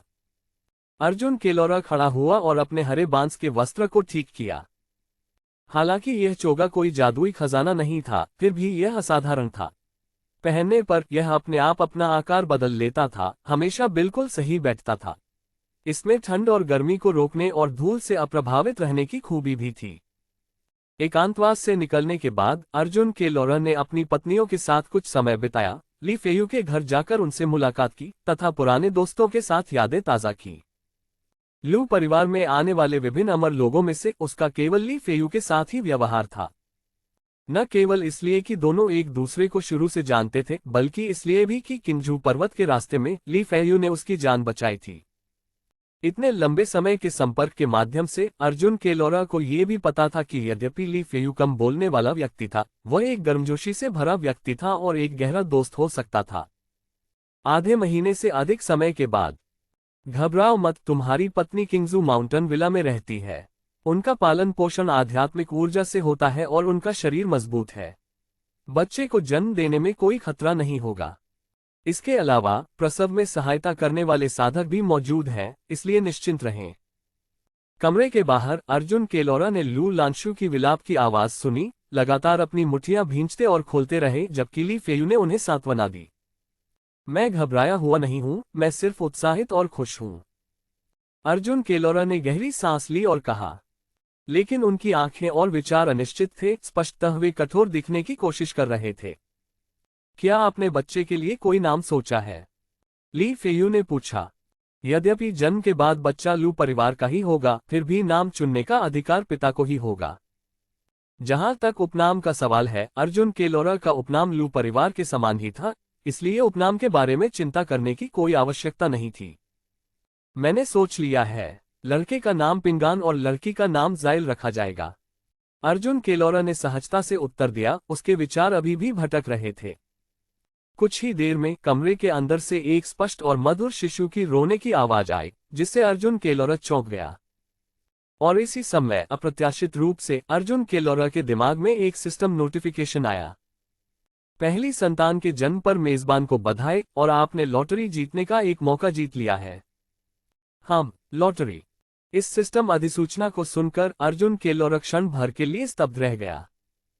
मुझे तुरंत एहसास हुआ कि यह तो सिस्टम में बच्चे के होने का उपलब्धि पुरस्कार था। इस उपलब्धि की जांच करने का उसके पास कोई तरीका नहीं था, वह केवल स्वयं ही इसका पता लगा सकता था। सिस्टम लॉटरी पर ज्यादा ध्यान दिए बिना अर्जुन केलोरा ने चिंता के साथ प्रसव कक्ष को देखा। कुछ ही देर में दरवाजा खुल गया।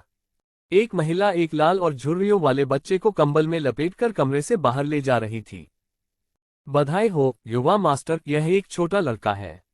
अर्जुन केलोरा ने हाथ बढ़ाकर बच्चे को ले लिया। उसके झुर्रियों वाले और गुलाबी चेहरे, चमकदार आंखों को देखकर उसके चेहरे पर दिल से मुस्कान आ गई।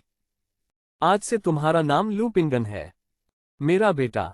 लांशु, आपकी कड़ी मेहनत के लिए धन्यवाद। बच्चे को गोद में ली अर्जुन केलोरा कमरे में दाखिल हुआ और बिस्तर पर लेटी लू लांशु को देखा। वह उसके पास बैठ गया और धीरे से उसका हाथ पकड़ लिया। यद्यपि दोनों आपसी हितों से बंधे थे और उनमें भावनात्मक आधार का अभाव था, लेकिन जैसा कि कहा जाता है, समय स्नेह को जन्म देता है। इतने लंबे समय तक साथ रहने के बाद अब जब बच्चा पैदा हो गया है, तो स्वाभाविक रूप से उनमें कुछ भावनाएं विकसित हो गईं। पति। लू लांशु के पीले चेहरे पर एक हल्की सी मुस्कान उभरी और उसने कमजोरी से आवाज लगाई, हिलना मत और अच्छी तरह आराम करो। अर्जुन केलोरा धीरे से बोला। बच्चे को गोद में लिए और अपनी पत्नी की ओर देखते हुए इस क्षण उसके हृदय में प्रसन्नता की भावना उमड़ पड़ी। उन्होंने महसूस किया कि इसी तरह आगे बढ़ना अच्छा रहेगा। हालांकि किंजू पर्वत के रास्ते में चेन परिवार द्वारा किए गए हमले के बारे में सोचते हुए, इस दुनिया में अस्तित्व के क्रूर नियम के बारे में जहां कमजोर को मजबूत द्वारा शिकार बनाया जाता है, अर्जुन केलोरा को पता था कि खुशी को भी ताकत से संरक्षित करने की आवश्यकता है। ये तो बताने की आवश्यकता ही नहीं है कि भविष्य में जब वह बिना ताकत के लू परिवार को छोड़ देगा तो बच्चा वास्तव में उसका नहीं होगा।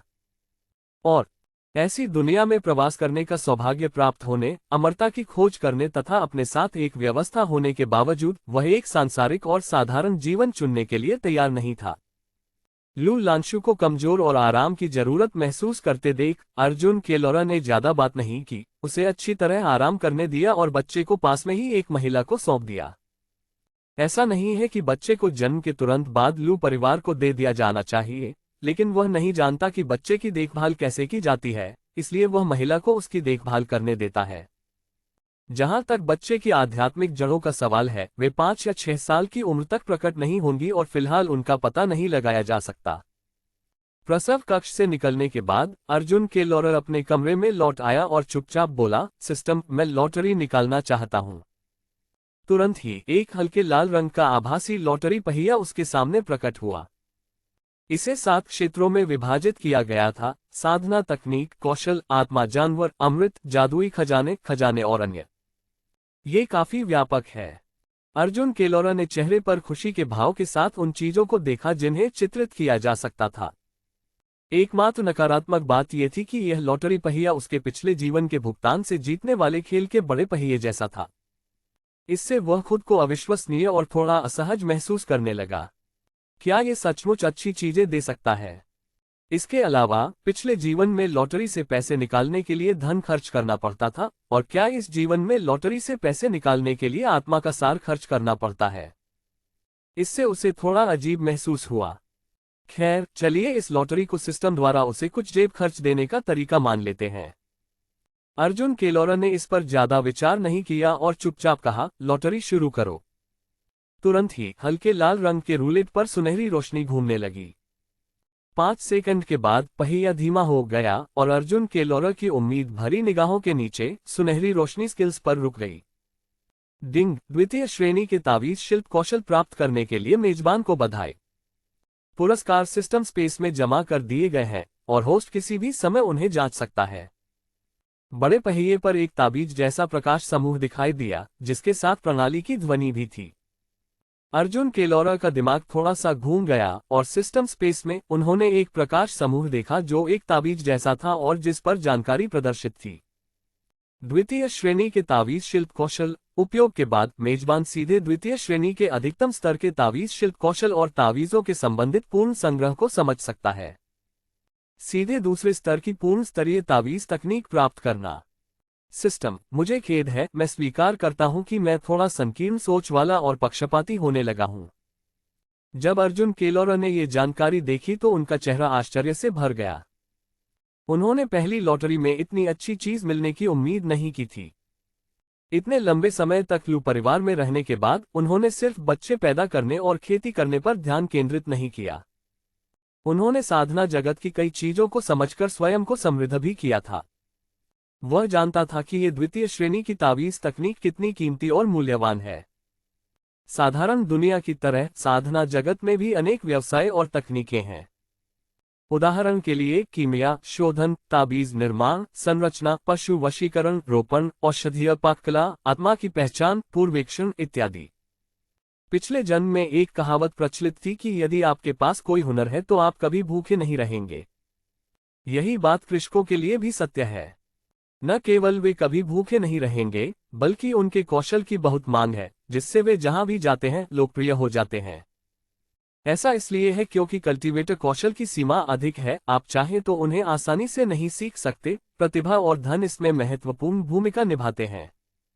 सभी कौशलों में से निर्माण, कीमिया, शोधन और तावीज शिल्पकला सबसे लोकप्रिय है। उदाहरण के लिए दूसरे स्तर का ताबीज बनाने का कौशल क्यूई शोधन के ऊपर नींव निर्माण चरण में ताबीज के अनुरूप है। इस कौशल के साथ वह आसानी से कुछ प्रभावशाली परिवारों और गुटों में एक मूल्यवान अतिथि या अतिथि अधिकारी बन सकता था। बिना ज्यादा सोचे समझे अर्जुन केलोरा ने थोड़ा आगे बढ़कर सिस्टम स्पेस में दूसरे स्तर के ताबीज बनाने के कौशल का इस्तेमाल किया। एक क्षण में ही उसके मन में ज्ञान की लहर दौड़ गई। तावीजों का परिचय। बेसिक तावीजों की पूरी गाइड। प्रथम स्तरीय तावीजों के लिए संपूर्ण मार्गदर्शिका। द्वितीय श्रेणी के तावीजों की संपूर्ण मार्गदर्शिका। तावीज बनाने की अद्भुत कला। तावीज कैसे बनाए जाते हैं। तावीज बनाना शुरुआत से मास्टर तक। थोड़ी देर बाद अर्जुन केलोरा का दिमाग तावीजों के बारे में ज्ञान के भंडार से भर गया और ऐसा लगा जैसे वह दशकों से ताबीज बना रहा हो। वह जल्दी से डेस्क के पास गया, एक पेंटब्रश उठाया और एक बहती नदी की तरह कागज के एक टुकड़े पर एक रहस्यमय और जटिल ताबीज बना दिया। यह एहसास बहुत ही अद्भुत है। यह सुलेख लिखने जैसा है। ऐसा लगता है जैसे मैंने सैकड़ों सालों से इसका अभ्यास किया है, बिना किसी अजीब या अपरिचितता के। वास्तव में इस प्रणाली से बना उत्पाद निश्चित रूप से सर्वोत्तम होगा। अर्जुन केलोरा ने श्वेत कागज पर अंकित रूनिक प्रतीकों को देखा, उनके चेहरे पर प्रसन्नता के भाव थे। वह इसे यादृच्छिक रूप से नहीं खींच रहा था, ये प्रथम श्रेणी के निम्न गुणवत्ता वाले फायरबॉल ताबीज का रूनिक शिलालेख था। यह ताबीज में नहीं बदला क्योंकि उन्होंने ताबीजी कलम, ताबीजी कागज, आत्मा की स्याही और आत्मा की शक्ति का उपयोग नहीं किया था। वह स्वयं चित्रांकन की प्रक्रिया नहीं समझा सके। ये खाने पीने जैसा है, उसने ऐसा अनगिनत बार किया है और यह उसकी मांसपेशियों की स्मृति बन गई है। दूसरे स्तर की तावीज तकनीक के साथ भले ही मैं लू परिवार को छोड़ दूं, मैं अभी भी अपने पैरों पर खड़ा हो सकता हूं। शादी न कर पाने या पत्नी और बच्चों का भरण पोषण न कर पाने की कोई चिंता नहीं। अर्जुन केलोरा ने गहरी सांस ली, उसकी भावनाएं उत्तेजित और रोमांचित थीं। थोड़ी देर बाद वह भौचक्का हो गया।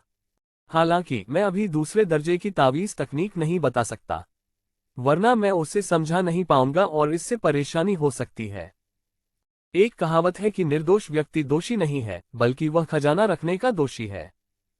एक ऐसे व्यक्ति के रूप में जिसे अमर संप्रदाय द्वारा समाप्त कर दिया गया था और जो अभी अपनी साधना यात्रा शुरू कर रहा था, यदि वह अचानक अपनी ताबीज बनाने की क्षमता प्रकट कर दे तो यह निश्चित रूप से संदेह पैदा करेगा और परेशानी को आमंत्रित करेगा। इसके अलावा अब वह लू परिवार का दामाद था, किसी और की छत के नीचे रह रहा था। एक बार जब उसने अपने ताबीज बनाने के हुनर का खुलासा किया तो कौन जाने लू परिवार कैसी प्रतिक्रिया देगा। वह एक प्रजननकर्ता से मात्र ताबीज बनाने वाले उपकरण में तब्दील हो सकता है। मैं इसमें जल्दबाजी नहीं कर सकता, इसे धीरे धीरे करना होगा। सबसे पहले मैं कुछ तावीज बनाने की सामग्री खरीदूंगा, प्रतीक बनाने का अभ्यास करूंगा, फिर धीरे धीरे लू परिवार में अपनी तावीज बनाने की प्रतिभा का प्रदर्शन करूंगा। अंत में मैं पहले और दूसरे स्तर के तावीज बनाने के कौशल का प्रदर्शन करूंगा। इस तरह कोई शक नहीं रहेगा। हो सकता है लू परिवार मेरे ताबीज बनाने के हुनर की वजह से मेरी कद्र करे और मेरा रुतबा बढ़ जाए। गहरी सांस लेते हुए अर्जुन केलोरा ने एक पल सोचा और अपना मन बना लिया। अब जबकि उसने इस प्रणाली का प्रभाव देख लिया था और द्वितीय क्रम की तावीज तकनीक प्राप्त कर ली थी, उसे इस दुनिया और अपने भविष्य पर थोड़ा अधिक विश्वास हो गया था। वह जानता था कि जब तक वह सतर्क रहेगा, उसके कई बच्चे होंगे और वह मुसीबतों से दूर रहेगा, तब तक भले ही वह अमर या पूर्वज न बन पाए, उसकी भविष्य की उपलब्धियां बहुत खराब नहीं होंगी। अगले दिन सुबह सुबह अर्जुन केलोरा बाहर गया, लू युवानडेंग द्वारा दी गई उड़ने वाली तलवार निकाली और किंगजू माउंटेन विला के बाई बाओ मंडप में गया। बाई बाओ मंडप एक डिपार्टमेंटल स्टोर के रूप में कार्य करता था। इसमें जादुई यंत्र, अमृत, ताबीज, आध्यात्मिक चावल, आध्यात्मिक सब्जियां, राक्षस मांस और दैनिक आवश्यकताएं जैसी विभिन्न वस्तुएं बेची जाती थीं। अर्जुन केलोरा ने हर महीने प्राप्त होने वाले आध्यात्मिक पत्थरों का उपयोग बाई बाओ मंडप से राक्षस का मांस और आध्यात्मिक सब्जियां खरीदने के लिए किया। हालांकि ये अमृत कारगर थे, लेकिन बहुत महंगे थे। उसके जैसे किसी व्यक्ति के लिए आध्यात्मिक सब्जियां और राक्षस का मांस खाना पैसे के हिसाब से बेहतर था। आज वह ताबीज बनाने के औजारों का एक सेट खरीदने के लिए बाई बाओ मंडप में आया था। जहां तक उड़ती तलवार का प्रश्न है, चूंकि उसके पास पैसे नहीं थे, उसने उसे कुछ नकदी के लिए बेचने की योजना बनाई। दुकानदार, क्या आप यहां ताबीज ब्रश, ताबीज कागज और आध्यात्मिक स्याही बेचते हैं? बाई बाओ मंडप में पहुंचकर अर्जुन केलोरा ने दुकानदार से पूछा, जो एक कुर्सी पर बैठा था। तुम्हें इन चीजों की क्या जरूरत है? दुकानदार एक बूढ़ा आदमी है जिसके बाल सफेद हो चुके हैं और वह एक अमर किसान है। मैं ताबीज बनाना सीखना चाहता हूं, इसलिए मैं कुछ सामग्री खरीदकर अभ्यास करने की योजना बना रहा हूं। अर्जुन केलोरा ने समझाया। तावीज बनाना सीख रहे हो? बूढ़ा आदमी हंसने से खुद को नहीं रोक सका, मानो उसने कोई चुटकुला सुन लिया हो। उन्होंने अर्जुन केलोरा की ओर देखा और कहा, क्या आप जानते हैं कि ताबीज बनाना सीखना कितना कठिन है? किंगजू माउंटेन विला में साधक ज्यादा नहीं है, लगभग 100, और वह उनमें से अधिकांश को जानता है। जहां तक अर्जुन केलोरा की बात है, दामाद होने और एक वर्ष में 5 बच्चों की बड़ी संख्या होने के कारण उसने किंगजू माउंटेन विला में एक निश्चित प्रतिष्ठा अर्जित की है, जिसने दुकानदार पर अपेक्षाकृत गहरी छाप छोड़ी है। मुझे नहीं पता, लेकिन मेरी प्रतिभा औसत दर्जे की है। अगर मैं इसी तरह साधना करता रहा तो मेरी प्रगति धीमी हो जाएगी। बेहतर होगा कि मैं कोई काम सीखने की कोशिश करूं। अर्जुन केलोरा ने व्यंग्यात्मक मुस्कान के साथ अपना सिर हिलाया। उसने कल रात इस बहाने के बारे में सोचा था। हे, यह अच्छी बात है कि आपके पास यह विचार है, लेकिन मैं आपको सलाह देता हूं कि पैसा बर्बाद न करें। तावीज बनाना सीखने की कोशिश कर रहे किसी भी नए व्यक्ति के लिए शुरुआत में सैकड़ों बार असफल होना स्वाभाविक है। अगर आपकी योग्यता कमजोर है तो इसमें कोई आश्चर्य की बात नहीं है कि आप कई 100 बार असफल होंगे। एक ही प्रकार के ताबीज से यदि आप दूसरा ताबीज बनाते हैं, भले ही वह पहले वाले से बेहतर हो, तो भी असफलता की दर आश्चर्यजनक रूप से अधिक होगी। एक नौसिखिए को योग्य तावीज मास्टर बनने के लिए हजारों अभ्यासों की जरूरत होती है। इसमें लगने वाले खर्च के बारे में सोचिए। दुकानदार ने देखा कि अर्जुन केलोरा लू परिवार में काफी मेहनती था और उसने एक वर्ष में 5 महिलाओं को गर्भवती कर दिया था, इसलिए उसने उसे विनम्रतापूर्वक याद दिलाया। ये शब्द सुनकर अर्जुन केलोरा कुछ आश्चर्यचकित हुआ। यद्यपि उन्होंने इस प्रणाली के माध्यम से द्वितीय स्तर की ताबीज बनाने की तकनीक हासिल कर ली थी, लेकिन उन्हें ताबीज बनाने की विशिष्ट कठिनाई के बारे में पता नहीं था। उसे पता चला कि ताबीज बनाना उसकी कल्पना से कहीं अधिक कठिन है। एक नए व्यक्ति को इस द्वार में प्रवेश करने और प्रथम श्रेणी के निम्न श्रेणी के तावीज मास्टर बनने के लिए हजारों अभ्यासों की आवश्यकता होती है। प्रथम स्तरीय निम्न श्रेणी तावीज मास्टर शब्द का तात्पर्य प्रथम स्तरीय तावीज मास्टर से है। प्रथम श्रेणी के तावीज मास्टर्स को उनके द्वारा बनाए जा सकने वाले तावीजों के आधार पर आगे विभाजित किया गया तथा उन्हें प्रथम श्रेणी के निम्न श्रेणी, प्रथम श्रेणी के मध्य श्रेणी, प्रथम श्रेणी के उच्च श्रेणी तथा प्रथम श्रेणी के शीर्ष श्रेणी के तावीज मास्टर्स के रूप में वर्गीकृत किया गया। यही वर्गीकरण द्वितीय श्रेणी के तावीज स्वामियों पर भी लागू होता है। अर्जुन केलोरा ने द्वितीय स्तर की तावीज शिल्प तकनीक को उसके उच्चतम स्तर पर प्राप्त कर लिया था, जिससे वह द्वितीय स्तर का शीर्ष तावीज मास्टर बन गया। किसी नवागंतुक के लिए अपने ताबीज बनाने की तकनीक को दूसरे स्तर तक बढ़ाने के लिए आवश्यक समय, ऊर्जा और वित्तीय संसाधनों का अनुमान लगाना कठिन था। इसमें सफलता की गारंटी के बिना जीवन भर का प्रयास भी लग सकता है। इस समय अर्जुन केलोरा को लगा कि दूसरे स्तर की ताबीज बनाने की तकनीक उसकी कल्पना से भी अधिक कीमती थी। दुकानदार, मैं अभी भी इसे आजमाना चाहता हूं, अर्जुन केलोरा ने दृढ़ निश्चय के साथ कहा। चाहे ये कितना भी कठिन क्यों ना हो, ताबीज बनाने में माहिर बनना जितना अधिक चुनौतीपूर्ण होगा, उसकी कला उतनी ही अधिक लोकप्रिय होगी। ठीक है, चूंकि आप इसे खरीदने पर जोर दे रहे हैं, इसलिए मैं इसे आपको बेचने से खुद को नहीं रोक सकता। अर्जुन केलोरा की दृढ़ता को देखते हुए दुकानदार ने उसे और रोकने की कोशिश नहीं की। सलाह के कुछ शब्द पहले से ही एक दयालु इशारा थे। युवा लोग, वे दीवार से टकराए बिना वापस नहीं लौटेंगे। साधारण भेड़िए के बालों से बने ब्रश, जिनमें प्रत्येक में 20 स्पिरिट पत्थर होते हैं, का उपयोग लगभग 200 बार किया जा सकता है। एक स्तरीय साधारण ताबीज कागज, प्रति ढेर एक आत्मा पत्थर, प्रति ढेर 10 शीट। एक स्तरीय साधारण स्पिरिट स्याही, प्रति बॉक्स एक स्पिरिट पत्थर, लगभग 50 बार इस्तेमाल किया जा सकता है। दुकानदार ने कीमतें बताईं। अर्जुन केलोरा ने सिर हिलाया और अपनी उड़ने वाली तलवार निकालते हुए कहा, दुकानदार, कृपया मेरे लिए इस उड़ने वाली तलवार का मूल्यांकन करें। क्या ये वही है जो तुम्हें परिवार के मुखिया ने दिया है? दुकानदार कुछ आश्चर्यचकित हुआ। उसने उम्मीद नहीं की थी कि अर्जुन केलोरा अपनी उड़ने वाली तलवार को ताबीज बनाने के लिए बेच देगा। लेकिन चूंकि वह दामाद था, इसलिए तलवार बेचे बिना उसके पास ज्यादा पैसा नहीं होता। ये सही है, अर्जुन केलोरा ने सिर हिलाया। मैं तुम्हें इस उड़ती तलवार के लिए कष्ट नहीं सहने दूंगा। 50 स्पिरिट स्टोन, दुकानदार ने हाथ बढ़ाते हुए कहा। सौदा। तो फिर कृपया मुझे एक भेड़िए के बालों का ब्रश, ताबीज के 10 ढेर और आत्मा की स्याही के 2 डिब्बे दे दीजिए। अर्जुन केलोरा ने सिर हिलाते हुए कहा और उड़ती हुई तलवार काउंटर पर रख दी।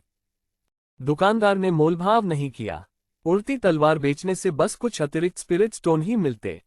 लू लांशु के गर्भवती होने और लू जियर और लू किंगेर के जल्द ही बच्चे को जन्म देने के बारे में सोचते हुए अर्जुन केलोरा ने कहा, इसके अलावा मुझे जिनसेंग, मुलेथी, एंजेलिका, एस्ट्रेगलिस और वुल्फबेरी की एक बिल्ली दे दो। ये लू परिवार द्वारा उगाई जाने वाली औषधीय जड़ी बूटियां थीं, जिन्हें आत्मा पौधों के रूप में वर्गीकृत किया गया था, जिनका प्रभाव पोषक तत्व प्रदान करने और क्यूई को पुनः भरने का था। ठीक है, कुल 37 स्पिरिट स्टोन। मैं तुम्हें 13 और स्पिरिट स्टोन दूंगा, दुकानदार ने कहा। अपनी उड़ती तलवार को दूर रखते हुए दुकानदार ने मुड़कर अर्जुन केलोरा की जरूरत की वस्तुएं निकाली और उसे 13 और आत्मा पत्थर दिए। धन्यवाद दुकानदार, अर्जुन केलोरा ने अपना आभार व्यक्त किया और सामान लेकर चला गया। अध्ययन कक्ष में अर्जुन केलोरा ने ब्रश, पेन, ताबीज कागज और स्पिरिट स्याही का एक सेट बड़े करीने से मेज पर व्यवस्थित किया। उनके बगल में तावीजों का परिचय और मूल तावीजों की संपूर्ण मार्गदर्शिका नामक पुस्तकें थीं। प्रणाली द्वारा प्रदान की गई कौशल जानकारी में कई प्रकार के ताबीज शामिल हैं। लेकिन जब बात अभिनय की आती है तो आपको ये सब करना पड़ता है। आप एक भी किताब पढ़े बिना तावीज मास्टर नहीं बन सकते, है ना? ये थोड़ा अनुचित है। इसलिए सुरक्षा के लिए अर्जुन केलोरा ने एक बार फिर उपस्थिति दर्ज कराए और लू परिवार के पुस्तकालय में गए, एक आत्मा पत्थर खर्च किया और ताबीज पर 2 किताबें किराए पर लीं। एक ताबीज को 100 बार बनाने के लिए लगभग 22 स्पिरिट स्टोन की लागत आती है। एक प्रथम श्रेणी का निम्न श्रेणी का तावीज 1 से 2 स्पिरिट स्टोन में बेचा जा सकता है। अगर सभी तावीज निकाले जाएं, तो न्यूनतम लाभ 5 गुना और अधिकतम लगभग 10 गुना होगा। यदि सभी को प्रथम श्रेणी के मध्यम श्रेणी के तावीजों के रूप में निकाला जाए, तो लाभ 20 गुना से भी अधिक हो सकता है। तस्क, मुनाफा वाकई बहुत ज्यादा है। मेरे द्वितीय स्तरीय पूर्ण स्तरीय तावीज निर्माण कौशल के साथ इन सभी सामग्रियों को प्रथम स्तरीय मध्यम श्रेणी के तावीज में ढालना सरल है। अर्जुन केलोरा ने अपने मन में गणना करते हुए आध्यात्मिक स्याही को कुशलतापूर्वक पीसकर मिश्रित किया। विभिन्न श्रेणी के तावीजों के लिए अलग अलग सामग्री की आवश्यकता होती है। उन्होंने जो भेड़िया बाल ब्रश पेन खरीदा था, वह सबसे बुनियादी था, शुरुआती लोगों के लिए उपयुक्त था, बुनियादी तावीज और प्रथम श्रेणी के, निम्न और मध्यम श्रेणी के तावीज बनाने में सक्षम था। ये पूरी तरह से नहीं कहा जा सकता है कि इसका उपयोग प्रथम श्रेणी उच्च गुणवत्ता वाले तावीज बनाने के लिए नहीं किया जा सकता है, लेकिन इससे सफलता दर पर काफी प्रभाव पड़ता है और ब्रश पेन जल्दी खराब हो जाएगा। सामान्यतः प्रथम श्रेणी के मध्यम श्रेणी, श्रेष्ठ तथा शीर्ष श्रेणी के ताबीज बनाने में सक्षम ताबीज निर्माता अपनी सफलता दर में सुधार करने के लिए सामग्री और उपकरणों पर कंजूसी नहीं करते। इसी प्रकार तावीज कागज और स्पिरिट स्याही को साधारण, उन्नत और शीर्ष श्रेणी में वर्गीकृत किया गया तथा प्रत्येक स्तर अलग अलग तावीज ग्रेड के लिए उपयुक्त था। स्याही को पीसने और तैयार करने के बाद अर्जुन केलोरा ने ताबीज का कागज फैलाया, ब्रश पेन पकड़ा, अपने मन को शांत करने के लिए गहरी सांस ली और ताबीज बनाने का प्रयास शुरू कर दिया। यदि वह नौसिखिया होता तो ये स्नान करने, कपड़े बदलने और शरीर, मन और श्वास को एक समान करने के लिए अनुष्ठान करने का समय होता।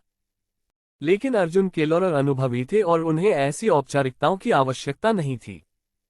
ब्रश की कलम ने स्याही को छुआ और फिर आध्यात्मिक ऊर्जा उसकी हथेली से होकर कलम में और अंततः उसकी नोक तक प्रवाहित हुई। आत्मा की स्याही से लिपटी कलम की नोक से एक हल्की सी चमक निकली। कलम कोरे ताबीज के कागज पर खूबसूरती से चलती रही और बिना किसी प्रयास के जटिल पैटर्न बनाती रही। पूरी प्रक्रिया सहज और बिना किसी झिझक के हुई। अर्जुन केलोरा ने अपना हाथ उठाया। मेज पर रखे ताबीज के कागज पर एक हल्की सी चमक दिखाई दी, जिससे एक सूक्ष्म आध्यात्मिक आभा निकल रही थी, जिसके कारण उस पर लगी आत्मा की स्याही शीघ्र ही ठोस हो गई।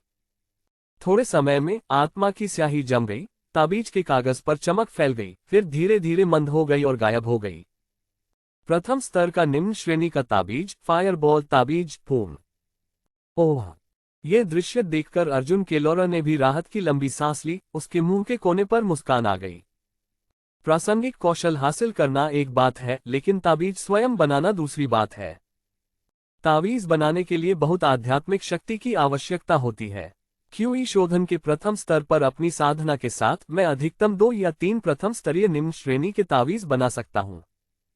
यदि यह प्रथम स्तर का मध्यम श्रेणी का ताबीज है तो मेरा अनुमान है कि यह अधिकतम एक ही होगा। अर्जुन केलोरा ने अपने हाथ में रखे अग्नि गेंद तावीज की सावधानीपूर्वक जांच की। जब तक आध्यात्मिक शक्ति का अंश मौजूद है, ताबीज को सक्रिय किया जा सकता है और आग का गोला छोड़ा जा सकता है। शक्ति के संदर्भ में ये क्यूई शोधन के तीसरे स्तर की फायरबॉल तकनीक के समान है। ये ताबीजों की शक्ति है। क्यूई शोधन के केवल प्रथम स्तर पर ही फायरबॉल तकनीक का उपयोग करने से उसकी सारी आध्यात्मिक शक्ति समाप्त हो जाएगी। हालांकि आध्यात्मिक शक्ति की इस मात्रा के साथ वह 2 या 3 ताबीज बना सकता था, जिनमें से प्रत्येक में क्यूई शोधन के तीसरे स्तर पर फायरबॉल तकनीक की शक्ति थी। तुरंत ही अर्जुन केलोरा ने एक लाइटनेस तावीज और एक हीलिंग तावीज भी बनाया। सभी प्रथम स्तर के निम्न श्रेणी के तावीज। यह महसूस करते हुए कि यदि वह चित्र बनाना जारी रखेगा तो न केवल उसकी आध्यात्मिक शक्ति समाप्त हो जाएगी, बल्कि उसका मन भी कुछ हद तक थक जाएगा। अर्जुन केलोरा ने तीनों ताबीजों को एक तरफ रख दिया और ध्यान और साधना करना शुरू कर दिया। अगले दिन अर्जुन केलोरा ने अपनी आंखें खोली। एक रात ध्यान करने के बाद उनकी आध्यात्मिक शक्ति और ऊर्जा पूरी तरह से पुनः प्राप्त हो गई थी। शायद कल ताबीज बनाने से उसकी आध्यात्मिक शक्ति और मन का कुछ क्षय हो गया, जिससे कल रात की साधना सामान्य से अधिक प्रभावी हो गई। तावीज बनाने में आध्यात्मिक शक्ति और दिमाग की खपत होती है, लेकिन ये कुछ हद तक साधना में भी सहायता कर सकता है। अर्जुन केलोरा कुछ आश्चर्यचकित हुआ, लेकिन उन्होंने इन मामूली प्रभावों पर ज्यादा ध्यान नहीं दिया। वह डेस्क पर आया, भेड़िए के बालों वाला ब्रश लिया और एक प्रथम स्तर का मध्यम श्रेणी का ताबीज बनाने की कोशिश करने लगा। बिना किसी हिचकिचाहट के ब्रश की नोक को स्याही में डुबोकर उसने चित्र बनाना शुरू कर दिया। ब्रश के स्ट्रोक हल्के और फुर्तीले थे, जो ताबीज के कागज पर बिना किसी आश्चर्य के आसानी से बह रहे थे। हालांकि जैसे ही उसने चित्र बनाना समाप्त किया, अर्जुन केलोरा के माथे पर पसीना आ गया, उसका चेहरा पीला पड़ गया और ऐसा लग रहा था जैसे वह पूरी तरह से थक गया हो और कुर्सी पर निढाल होकर पड़ा हो। काफी देर बाद अर्जुन केलोरा ने आखिरकार गहरी सांस ली, उठकर बैठ गया और मेज पर रखा ताबीज उठा लिया। प्रथम स्तर का मध्यम श्रेणी का ताबीज, स्वर्ण प्रकाश ताबीज। सक्रिय होने पर यह स्वयं की रक्षा के लिए सुनहरी रोशनी की एक परत छोड़ता है, जो क्यूई शोधन के छठे स्तर से होने वाले हमले का प्रतिरोध करने में सक्षम है। प्रथम स्तर का मध्यम श्रेणी का तावीज अब भी मेरे लिए थोड़ा कठिन है। अर्जुन केलोरा ने मन ही मन सोचा और ताबीज को दूर रखकर छिपा दिया। इसके बाद के दिनों में साधना के अलावा उन्होंने ताबीज बनाने को भी अपनी दिनचर्या में शामिल कर लिया। लगभग हर दिन वह 2 या 3 प्रथम स्तरीय निम्न श्रेणी के ताबीज बनाता था या प्रथम स्तर का मध्यम श्रेणी का ताबीज। ये सभी ताबीज उसके अध्ययन कक्ष में रखी किताबों की अलमारी में छिपा कर रखे गए थे ताकि अवसर आने पर इन्हें निकाला जा सके। समय तेजी से बीत गया और पलक झपकते ही 1 महीना बीत गया। अर्जुन केलोरा की पत्नी लू किंगर ने भी बच्चे को जन्म दिया। यह एक बेटा था।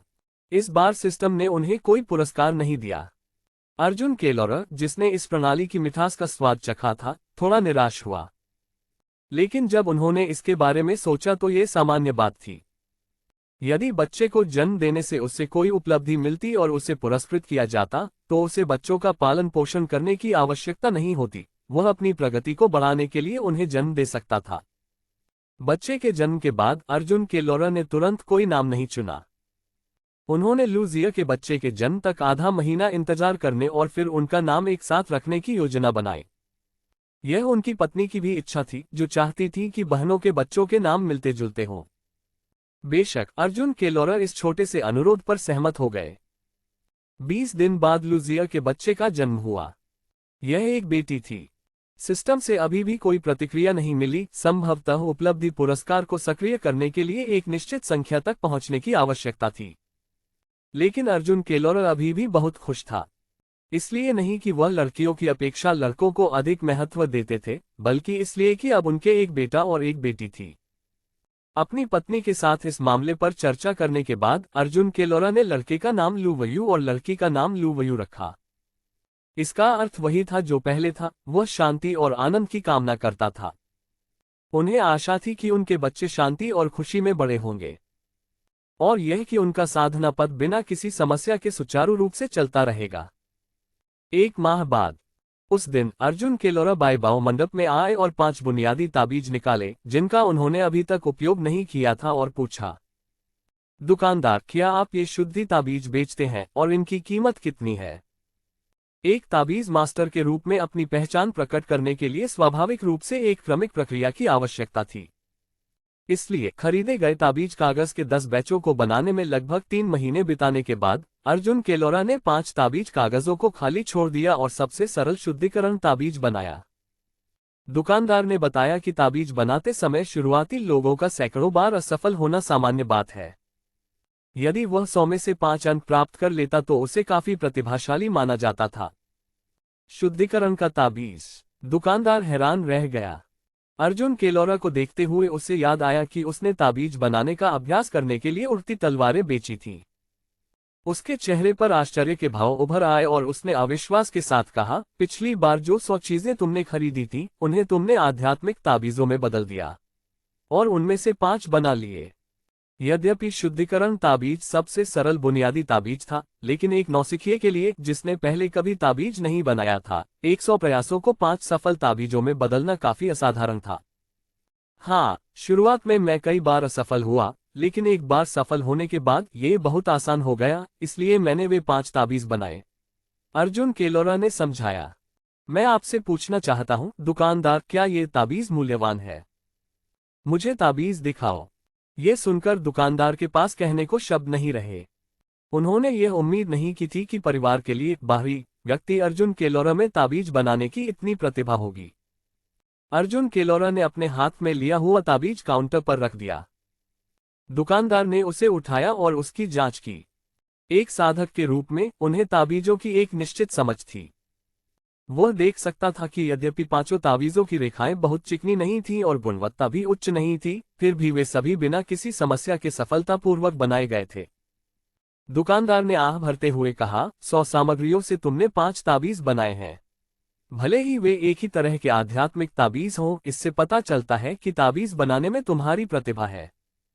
लेकिन शुद्धिकरण का ताबीज तो बस एक साधारण ताबीज है और ज्यादा कीमती नहीं है। बहुत कम लोग इसे चाहते हैं। ये कहते हुए दुकानदार रुका और बोला, हालांकि हमारे लू परिवार के पास परिवार के सदस्यों को कौशल सीखने के लिए प्रोत्साहित करने हेतु एक प्रोत्साहन कार्यक्रम है। इस तरह के बुनियादी ताबीज के लिए मैं एक आध्यात्मिक पत्थर के बदले 3 खरीदने को तैयार हूं। भले ही आप बाहरी व्यक्ति हैं, फिर भी आप इस लाभ का आनंद ले सकते हैं। दुकानदार ने कहा, साधारण ताबीजों का प्रभाव सीमित होता है और इनका प्रयोग अधिकतर रोजमर्रा के जीवन में किया जाता है, इसलिए साधकों द्वारा इनकी अधिक मांग नहीं की जाती, जिसके परिणामस्वरूप इनकी कीमत कम होती है। एक आध्यात्मिक पत्थर के बदले 3। जब अर्जुन केलोरा ने ये कीमत सुनी तो उसे भी एक मनोवैज्ञानिक उम्मीद हुई। आखिरकार कई निम्न श्रेणी के प्रथम स्तरीय तावीजों की कीमत भी एक आध्यात्मिक पत्थर के बराबर होती है। इस कीमत पर ताबीज बनाने में अपनी 100% सफलता दर के साथ वह 8 आध्यात्मिक पत्थर कमा सकता था। हालांकि वह पैसा कमाने के लिए इस पद्धति पर भरोसा नहीं कर सकता था। यह उल्लेख करने की आवश्यकता नहीं है कि 100% सफलता दर बहुत अधिक थी। अपने कौशल के बावजूद यदि वह 2 या 3 महीने की कड़ी मेहनत के बाद ही इतना पैसा कमा लेता है, तो यह अपने आप को गुलाम की तरह व्यवहार करने जैसा होगा। हालांकि अर्जुन केलोरा का बुनियादी तावीजों से पैसा कमाने का कोई इरादा नहीं था। उसने इन 5 बुनियादी तावीजों का इस्तेमाल सिर्फ अपनी प्रतिभा दिखाने के लिए किया था। ठीक है। अर्जुन केलोरा ने 3 शुद्धिकरण ताबीज काउंटर पर रख दिए। फिर उसने 11 आध्यात्मिक पत्थर निकाले और कहा, दुकानदार, कृपया मुझे ताबीज के कागज के 10 बैच और आध्यात्मिक स्याही के 2 डिब्बे दे दो। मुझे ये 5 ताबीज एक साथ दे दो और मैं तुम्हें 2 आध्यात्मिक पत्थर दूंगा। जब दुकानदार ने अर्जुन केलोरा की प्रतीक बनाने की जन्मजात प्रतिभा देखी, तो वह उसे कुछ अच्छे प्रतीक बेचने को तैयार हो गया। यद्यपि वह बूढ़ा था, फिर भी उसके वंशज थे। यदि अर्जुन केलोरा सचमुच एक ताबीज मास्टर बन गया, तो इससे उसे भविष्य में परेशानी हो सकती है। धन्यवाद, दुकानदार। अर्जुन केलोरा ने तुरंत दुकानदार को धन्यवाद दिया और शेष 2 ताबीज काउंटर पर रख दिए तथा एक आध्यात्मिक पत्थर भी अपने साथ ले लिया। दुकानदार ने ताबीज और आध्यात्मिक पत्थर स्वीकार कर लिया और अर्जुन केलोरा को ताबीज कागज की 10 शीट और आत्मा स्याही के 2 डिब्बे सौंप दिए। दुकानदार, फिर से धन्यवाद। अर्जुन केलोरा ने उन्हें फिर से धन्यवाद दिया और जाने के लिए मुड़ गया। प्रभावशाली। बहुत बुरा हुआ कि वह मेरे लू परिवार से नहीं है। अर्जुन केलोरा को जाते हुए देखकर दुकानदार ने अपना सिर हिलाया और आह भरी। यदि वह लू परिवार का रक्त संबंधी होता और उसमें ताबीज बनाने की जन्मजात प्रतिभा होती, तो परिवार को इसकी जानकारी देने से संभवतः परिवार उसके पालन पोषण में संसाधन लगाता। हालांकि अर्जुन केलोरा एक बाहरी व्यक्ति था, एक दामाद जिसे लू परिवार का सच्चा सदस्य नहीं माना जाता था। देर रात, उसके बाद अर्जुन केलोरा ने बड़े बिस्तर पर पड़े जैड शरीर को देखा। उठते हुए उसने बिस्तर के पास रखी मेज से एक शुद्धिकरण ताबीज उठाया और खुद को थपथपाया। तुरंत ही एक हल्की हवा का झोंका आया, जिसने उसके शरीर से चिपचिपा तरल पदार्थ हटा दिया और उसे तरोताजा कर दिया। ये शुद्धिकरण ताबीज बहुत उपयोगी है। अर्जुन केलोरा ने सफाई ताबीज के प्रभाव को आजमाया और काफी संतुष्ट थे। बिस्तर पर अस्त व्यस्त और शर्माती हुई लू लांशु ने अपनी खूबसूरत नशीली आंखों से अर्जुन केलोरा को ताबीज से शरीर साफ करते देखा और धीरे से कहा, पतिदेव, ये बहुत बेकार है। मैं आपकी सेवा कर सकती थी। कोई बात नहीं, मैंने इसे खुद बनाया है, यह ज्यादा मूल्यवान नहीं है। अर्जुन केलोरा ने हाथ हिलाकर कहा, यह ताबीज तुमने खुद बनाया है। ये सुनकर लू लांशु के लाल होंठ थोड़े खुल गए और उसके कोमल चेहरे पर आश्चर्य का भाव उभर आया। पिछले कुछ महीनों में उनकी पत्नियों में से एक होने के नाते उन्हें स्वाभाविक रूप से पता था कि अर्जुन केलोरा अक्सर अपने अध्ययन कक्ष में ताबीज बनाते थे। यद्यपि उसने स्वयं कोई विशेष शिक्षा प्राप्त नहीं की थी, फिर भी उसने ऐसे पारिवारिक वातावरण में रहकर कुछ बातें सीख ली थीं। ये जानते हुए कि ताबीज बनाना कठिन है, ताबीज बना पाना काफी प्रभावशाली था। मूल रूप से उसके समूह के लोगों के लिए युवा प्रतिभाओं से विवाह करना मुख्य रूप से लू परिवार से पुरस्कार पाने के लिए था, इसलिए वे मूल रूप से अपने पतियों पर निर्भर थीं। जहां तक उसके पति का सवाल है, तो उसे उससे बहुत ज्यादा उम्मीदें या असाधारण आशाएं नहीं थीं। लू परिवार ने शुरू से ही यह स्पष्ट कर दिया था कि इन युवा प्रतिभाओं के बहुत कुछ हासिल करने की संभावना नहीं है। लेकिन समझ की बात छोड़ दे तो यदि उसके पति में ये क्षमता होती, तो यह निश्चित रूप से और भी बेहतर होता। चाहे वह रोजमर्रा की जिंदगी में हो, अपनी बहनों के साथ बातचीत में हो, या धर्मनिरपेक्ष दुनिया में वापस लौटने में हो, यह उसे एक चेहरा देता था। आखिरकार अपने पतियों पर निर्भर रहने के अलावा पत्नियों द्वारा अपने पतियों को सहयोग देने का विचार भी था। लगता है मुझमें तावीज बनाने का हुनर है। भविष्य में तावीज बनाने में माहिर बनने के बाद मैं ये सुनिश्चित करूंगा कि आप सबका जीवन सुखमय हो। अर्जुन केलोरा ने धीरे से बात की। ताबीजों से संबंधित मामलों में कोई गोपनीयता नहीं है और देर सवेर इसका खुलासा हो ही जाएगा। लू परिवार उसके आसपास के लोगों से ताबीज बनवाने के मामले की भी जांच कर सकता है, इसलिए इसे छिपाने की कोई जरूरत नहीं है। अपनी पत्नियों और रखैलों के साथ इस जानकारी को साझा करने से हरम का माहौल भी सुधर सकता है। मुझे अपने पति पर विश्वास है। लू लांशु ने फुसफुसाते हुए अर्जुन केलोरा को कोमलता भरी आंखों से देखा। मौसम बदल रहा था और उसे पता भी नहीं चला कि अर्जुन केलोरा को किंजू पर्वत पर पहुंचे हुए 1 वर्ष से अधिक समय बीत चुका था। उस दौरान उन्होंने किंजू पर्वत हवेली के बाहर एक कदम भी नहीं रखा था। जीवन असाधारण रूप से नीरस था, लेकिन हर दिन साधना, ताबीज बनाने और अपनी पत्नियों के साथ समय बिताने में व्यतीत होता था। यद्यपि अपेक्षाकृत घटनाहीन, फिर भी उनके दिन पूरे व्यस्त रहते थे। जहां तक प्रजनन की बात है तो वह धीमा हो गया था। लू लांशु, लू जिया और लू किंगे तीनों ने हाल ही में बच्चे को जन्म दिया है और उन्हें स्वस्थ होने के लिए समय की आवश्यकता है। जो 2 दासियां रखैल बन गई थीं, वे भी गर्भवती थीं और कुछ ही महीनों में बच्चे को जन्म देने वाली थीं। अंकल फू द्वारा भेजी गई दोनों सेविकाएं अभी तक गर्भवती नहीं हुई थीं, क्योंकि अर्जुन केलोरा केवल प्रथम स्तर की क्यूई शोधन क्षमता पर होने के कारण सीमित ऊर्जा और समय के साथ गर्भवती थी। इसके अलावा वह अपनी पत्नियों को महज प्रजनन मशीन के रूप में नहीं देखते थे। उन्होंने रिश्तों को पोषित करने और सामंजस्य बनाए रखने के लिए समय निकाला। यद्यपि लू परिवार उसे एक प्रजनक मानता था, लेकिन उसने स्वयं को मात्र प्रजनन उपकरण के रूप में देखने से इनकार कर दिया। उनकी पत्नियों का व्यक्तित्व सुखद था, जैसा कि अंकल फू ने उनका वर्णन किया था, सुशिक्षित, प्रतिष्ठित और गुणवान, बिना किसी दिखावे के। एक ट्रांसमिग्रेटर अर्जुन केलोरा के दृष्टिकोण से उनके साथ मिलना आश्चर्यजनक रूप से आसान था। चूंकि उनकी सभी पत्नियां लू परिवार से थीं, इसलिए उनके बीच अच्छा तालमेल था, जिसके परिणामस्वरूप उनका पिछवाड़ा सामंजस्यपूर्ण था। अपनी साधना समाप्त करने और अध्ययन कक्ष में 2 ताबीज बनाने के बाद अर्जुन केलोरा ने देखा कि बाहर अच्छा मौसम है। वह अपनी 2 महीने की बेटी को धूप सेंकने के लिए आंगन में ले गया। किंजू पर्वत पर मौसमी परिवर्तन हो रहे थे और उस समय वसंत ऋतु थी तथा धूप सेंकने के लिए हल्की और सुखद धूप थी। आधे घंटे तक धूप सेंकने के बाद अर्जुन केलोरा ने पड़ोसी आंगन में गतिविधि सुनी। वह अपनी बेटी को लेकर अपने पड़ोसी ली फेयू से मिलने गया। ली फेयू छोटे से आंगन में मार्शल आर्ट का अभ्यास कर रहे थे और उन्होंने प्रभावशाली कौशल दिखाया।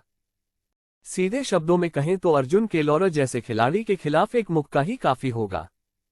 यद्यपि उन्होंने अमरता की साधना की, फिर भी उन्होंने मार्शल आर्ट का त्याग नहीं किया। अर्जुन केलोरा को देखकर ली फेयू ने अपना अभ्यास रोक दिया, तौलिए से पसीना पोंछा और सहजता से कहा, मैंने सुना है कि तुम ताबीज बनाने में व्यस्त थे। तुम्हें मुझसे मिलने का समय कैसे मिला? मैं बस खुद को व्यस्त रख रहा हूं, अर्जुन केलोरा ने मुस्कुराते हुए जवाब दिया। उनके अच्छे संबंध और निकटता को देखते हुए उनकी पत्नियां अक्सर ली फेयू की पत्नी के साथ बातचीत करती थीं।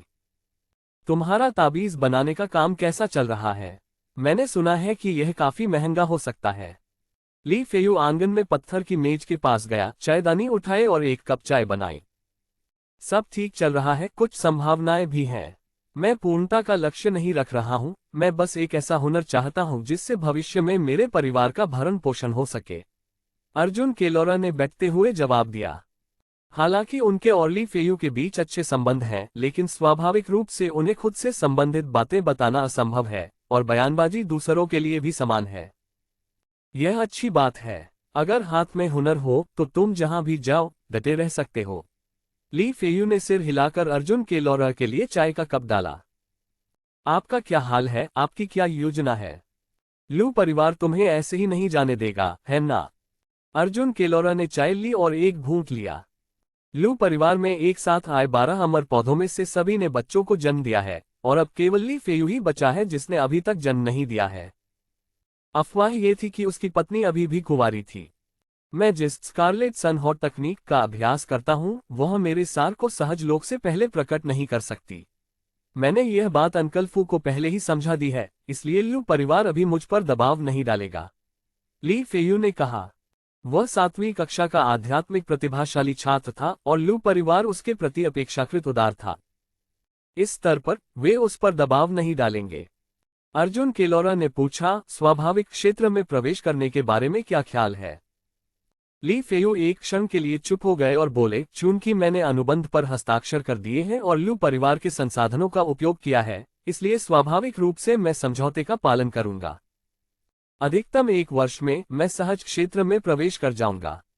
तब तक मैं अपने सार को भी सुरक्षित कर सकता हूं और यह सुनिश्चित कर सकता हूं कि मेरा आदिम यांग बाहर न निकले। इसका उपयोग केवल प्रजनन के लिए होगा। प्रभावशाली। ये सुनकर अर्जुन केलोरा प्रशंसा करने से खुद को रोक नहीं सके। मैंने कभी नहीं सोचा था कि मार्शल आर्ट का ऐसा कोई कार्य भी हो सकता है। शायद मुझे भी इसका अभ्यास करना चाहिए।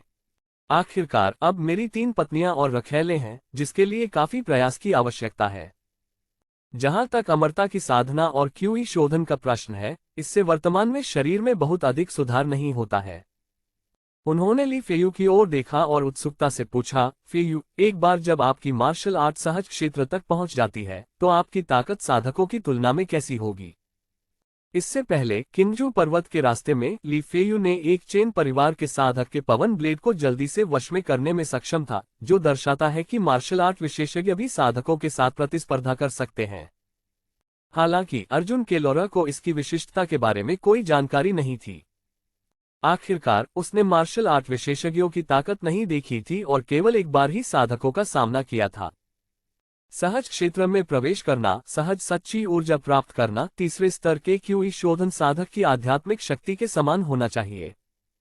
इसलिए किसी लड़ाई में यह इस बात पर निर्भर करता है कि मैं करीब पहुंच सकता हूं या नहीं। हालांकि तीसरे स्तर का क्यूई शोधन साधक वस्तुओं में हेरफेर कर सकता है, जादुई हथियारों का उपयोग कर सकता है, और एक मार्शल कलाकार के लिए उसके करीब पहुंचना चुनौतीपूर्ण है। ली फेयू ने चेहरे पर व्यंग्यात्मक मुस्कान के साथ समझाया, मार्शल दुनिया में एक जन्मजात गुरु पहले से ही एक शीर्ष विशेषज्ञ होता है। वह बचपन से ही मार्शल आर्ट का अभ्यास कर रहे थे, 1 दशक से अधिक समय तक कठिनाइयों को सहन करते रहे, लेकिन उन्हें केवल प्रथम श्रेणी का मास्टर ही माना जाता था। लू परिवार में 1 वर्ष से अधिक समय बिताने, प्रतिदिन आध्यात्मिक चावल खाने और आध्यात्मिक ऊर्जा से पोषित होने के बाद ही उनकी मार्शल साधना इतनी तेजी से आगे बढ़ी कि वे सहज क्षेत्र में प्रवेश कर सके। हालांकि क्यूई शोधन के तीसरे स्तर पर एक साधक पहले से ही एक जन्मजात गुरु के बराबर था। दोनों की तुलना करने का कोई तरीका नहीं था। उन्होंने मार्शल आर्ट को नहीं छोड़ा और अभी भी इस पर समय बिताया। इसका कारण ये था कि उन्होंने इस बिंदु तक अभ्यास किया था और उनके दिल में कुछ जुनून था। अर्जुन केलोरा ने स्थिति को समझते हुए सिर हिलाया। एक जन्मजात गुरु और तीसरे स्तर का चिशोधन साधक एक योद्धा और जादूगर के समान होता है। अगर योद्धा काफी करीब पहुंच जाए तो वह जीत सकता है, लेकिन अगर वह करीब नहीं पहुंच पाता तो वह मूलतः मर चुका है। लेकिन जब आप इसके बारे में सोचते हैं तो आप जानते हैं कि एक जन्मजात योद्धा के लिए एक अमर साधक के करीब पहुंचना बहुत कठिन है। आखिर जादुई हथियारों के अलावा यदि साधकों के पास कोई अन्य साधन जैसे वस्त्र, ताबीज आदि भी हो तो योद्धा उन्हें कैसे हराएंगे? जन्मजात क्षेत्र से ऊपर क्या और भी चरण है? उन्होंने अपनी बेटी को गोद में देखते हुए पूछा। अचानक उन्हें विचार आया कि यदि उनके बच्चे की जड़ें आध्यात्मिक नहीं हैं, तो वे उन्हें मार्शल आर्ट का अभ्यास करने के लिए भी भेज सकते हैं। आखिरकार यदि माता पिता की जड़ें एक तरफा रूप से आध्यात्मिक हैं, तो उनके बच्चों की आध्यात्मिक जड़ें होने की संभावना बहुत कम है। इसकी संभावना केवल 1 या 2% है। यही कारण है कि लू परिवार ने उनसे 50 बच्चे पैदा करने को कहा। ये दुनिया बहुत खतरनाक है और मेरे बच्चों के लिए जीवन भर किंजू पर्वत पर रहना असंभव है। यदि वे छोटी उम्र से ही मार्शल आर्ट का अभ्यास करें तो न केवल उनका शरीर मजबूत होगा, बल्कि भविष्य में जब वे बाहर जाएंगे तो उनमें आत्मरक्षा की भी शक्ति होगी। इसके अतिरिक्त प्रणाली के दूसरे कार्य के कारण अर्जुन केलोरा को हमेशा अपने दिल में यह महसूस होता था कि उसके वर्तमान 3 बच्चों में से किसी की भी आध्यात्मिक जड़ें नहीं हैं। अधिक बच्चे, अधिक आशीर्वाद। प्रणाली बच्चों की सभी प्रतिभाओं और संस्कारों को उसमें शामिल कर देगी। बच्चों की आध्यात्मिक जड़ें 5 या 6 वर्ष की आयु के आसपास प्रकट होती हैं, लेकिन इसका मतलब यह नहीं है कि इससे पहले कोई आध्यात्मिक जड़ें नहीं होती। हालांकि जब 3 बच्चे पैदा हुए तो अर्जुन केलोरा को अपनी आध्यात्मिक जड़ों में कोई बदलाव महसूस नहीं हुआ। तो उसके दिल में ये धुंधला सा अनुमान था। बेशक विशिष्ट स्थिति तभी पता चलेगी जब बच्चे सही उम्र तक पहुंचेंगे और उनका परीक्षण किया जाएगा। अर्जुन केलोरा सिर्फ अनुमान लगा रहे थे और निश्चित नहीं है। जन्मजात से ऊपर जन्मजात ग्रैंडमास्टर और जन्मजात महान ग्रैंडमास्टर होते हैं। लेकिन जन्मजात महान ग्रैंडमास्टर भी केवल क्यूई शोधन के 5वें या 6ठे स्तर पर ही साधकों के साथ प्रतिस्पर्धा कर सकते हैं। जहां तक मुझे पता है, पूरे मार्शल जगत में बहुत से जन्मजात महान ग्रैंडमास्टर नहीं हैं, इसलिए दोनों की तुलना बिल्कुल नहीं की जा सकती। ली फेयू ने अपना सिर हिलाया। अर्जुन केलोरा ने सिर हिलाया, जिससे उसे मार्शल आर्ट की कुछ समझ प्राप्त हुई। यहां तक कि यदि कोई व्यक्ति सीमा तक साधना करता है तो भी ये केवल क्यूई शोधन के मध्य चरण के बराबर ही है। अपने बच्चों की प्रतिभाओं और शक्तियों के बारे में सोचते हुए, जिन्हें वे स्वयं में जोड़ सकते हैं, अर्जुन केलोरा सोचने से खुद को नहीं रोक सके कि यदि उनके दर्जनों या सैकड़ों बच्चे जन्मजात महान ग्रैंडमास्टर बनने के लिए अभ्यास कर रहे होते तो क्या वह फाउंडेशन बिल्डिंग के बाद के चरणों के बराबर हो सकते थे। एक बार जब यह विचार सामने आया तो अर्जुन केलोरा ने महसूस किया कि भविष्य में यदि उनके बच्चों के पास आध्यात्मिक जड़ें हैं तो वे साधना का अभ्यास कर सकते हैं, और यदि नहीं है तो मार्शल आर्ट सीख सकते हैं। जहां तक अपने मार्शल आर्ट अभ्यास का सवाल है, अर्जुन केलोरा ने सिर्फ इसके बारे में सोचा और कार्रवाई करने की कोई योजना नहीं बनाई। वर्तमान में साधना और ताबीज बनाने के अलावा उनकी पत्नियां और रखैले उनकी अधिकांश ऊर्जा पर कब्जा कर लेती हैं। उनके पास मार्शल आर्ट पर खर्च करने के लिए अतिरिक्त समय और ऊर्जा नहीं थी। समय तेजी से बीत गया और 1 महीने से अधिक समय बीत गया। अर्जुन केलोरा का चौथा बच्चा भी पैदा हुआ। यह उसकी चौथी उपपत्नी एक लड़की से पैदा हुआ था। अर्जुन केलोरा ने उसका नाम लू ज़ाइल रखा। उन्होंने शुरू से ही इस नाम के बारे में सोचा था। इस बिंदु पर अर्जुन केलोरा ने भी एक समस्या देखी। यदि वह इसी तरह बच्चे पैदा करता रहा तो भविष्य में उनका नामकरण करना सिरदर्द बन जाएगा। ये सोचकर कि वह एक पारिवारिक नाम स्थापित कर सकता है, ऐसे में भविष्य में नामकरण अपेक्षाकृत आसान होगा। जहां तक दूसरी उपपत्नी का प्रश्न है, वह भी 2 महीने में बच्चे को जन्म देगी। गौरतलब है कि परीक्षण के बाद पता चला कि उपपत्नी जुड़वा बच्चों से गर्भवती थी। अध्ययन कक्ष के अंदर अर्जुन केलोरा ने ताबीज के कागज के आखिरी टुकड़े को प्रथम स्तर के मध्य श्रेणी के ताबीज में बदल दिया था। अब भी प्रथम स्तर का मध्य श्रेणी का ताबीज बनाना उसके लिए थोड़ा कठिन था। ये कौशल का मामला नहीं था। ताबीज बनाने में आध्यात्मिक ऊर्जा और एकाग्रता की खपत होती थी। अपने द्वितीय स्तरीय ताबीज बनाने के कौशल के बिना केवल प्रथम स्तरीय क्यूई साधना के साथ उसके लिए प्रथम स्तरीय मध्य श्रेणी का ताबीज बनाना असंभव होगा। थोड़ी देर आराम करने के बाद उसने ताबीज उठाया और पास में ही एक बंद अलमारी खोली। अंदर मोटे मोटे ताबीजों की परतें बड़े करीने से सजाई गई थीं, जिनकी कुल संख्या 100 से भी अधिक थी। ताबीज बनाना सीखने के लिए लॉटरी जीतने के बाद उसे लगभग आधा साल हो गया था, और ये ताबीज पिछले 6 महीनों के उनके प्रयासों का परिणाम थे। इतने सारे ताबीज हैं, लेकिन मैं उन्हें पैसे के लिए नहीं बेच सकता। अर्जुन केलोरा ने ताबीजों को देखा और अपना सिर हिलाए बिना नहीं रह सका। उसने ताबीज के कागज के जो 20 पैकेट खरीदे थे, उनमें से उसकी जिज्ञासा के कारण उसने मध्यम श्रेणी के कुछ कठिन प्रथम श्रेणी के ताबीजों को आजमाया और अपर्याप्त आध्यात्मिक शक्ति के कारण असफल रहा। इसके अलावा बाकी सभी ताबीजों में बदल दिए गए थे। ये कहना अतिशयोक्ति नहीं होगी कि उनकी सफलता दर 100% थी। हालांकि उसने इनमें से किसी भी प्रथम श्रेणी के ताबीज को बेचने की हिम्मत नहीं की, क्योंकि वे आसानी से लू परिवार के उच्च अधिकारियों का ध्यान आकर्षित कर सकते थे।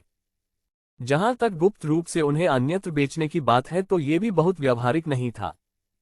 किंजू पर्वत को अकेले छोड़ने के लिए लू परिवार की स्वीकृति की आवश्यकता थी। वह अकेले अमरनगर और बाजार जाने से भी थोड़ा डर रहा था। खेती की दुनिया में कोई कानून नहीं था। यदि उसे दुष्ट साधकों द्वारा लूट लिया जाए या उस पर हमला कर दिया जाए तो प्रथम स्तर के क्यूई शोधक साधक के रूप में वह बिना किसी युद्ध मंत्र के क्या कर सकता है। आखिरकार वह क्यूई शोधन के पहले स्तर पर एक कमजोर व्यक्ति है और उसने कोई मंत्र नहीं सीखा है। दूसरे शब्दों में, वह सामान्य लोगों की तुलना में अधिक लचीला और मजबूत है और अपनी रक्षा के लिए केवल ताबीज पर ही भरोसा कर सकता है। मैं चीजों को जल्दी नहीं कर सकता, इसे धीरे धीरे करो। अर्जुन केलोरा ने गहरी सांस ली और खुद से कहा कि किसी भी काम में जल्दबाजी नहीं करनी चाहिए और सावधानी ही सबसे महत्वपूर्ण है। तुरंत उसने 9 सफाई ताबीज, 6 कपड़े शुद्धिकरण ताबीज और 3 धूल से बचने वाले ताबीज उठाए, जो उसने बहुत पहले बनाए थे, और बाएं बाव मंडप की ओर चल दिया। वह इन 18 बुनियादी ताबीजों को आत्मा पत्थरों के बदले में बदलने के लिए तैयार था। साथ ही उन्होंने एक बार फिर मंत्र बनाने की अपनी प्रतिभा का प्रदर्शन किया। दुकानदार, कृपया इन तावीज़ों को आत्मा पत्थरों से बदलने में मेरी मदद करें। बाई बाओ मंडप में पहुंचने पर अर्जुन केलोरा ने दुकानदार को बुलाया और काउंटर पर 12 बुनियादी ताबीज रख दिए। वाह, इस बार तुमने 18 ताबीज बनाए। और पिछले सफाई ताबीज के अलावा आपने कपड़े धोने के ताबीज और धूल से बचने के ताबीज भी बनाए हैं। दुकानदार ने ताबीज उठाए, तुरंत ही अन्य 2 प्रकार के ताबीजों को पहचान लिया और आश्चर्य से बोला, मैं आप सफाई और कपड़े धोने के ताबीज के बारे में पूरी तरह आश्वस्त हूं, लेकिन धूल से बचने वाले ताबीज अभी भी थोड़े मुश्किल हैं। जैसा आपने कहा, ताबीज बनाना बहुत मुश्किल है और इसमें बहुत समय लगता है। इस रफ्तार से मुझे नहीं पता कि मुझे बेहतरीन तावीज बनाने और तावीज बनाने में कितना समय लगेगा। अर्जुन केलोरा ने असहजता से आह भरी।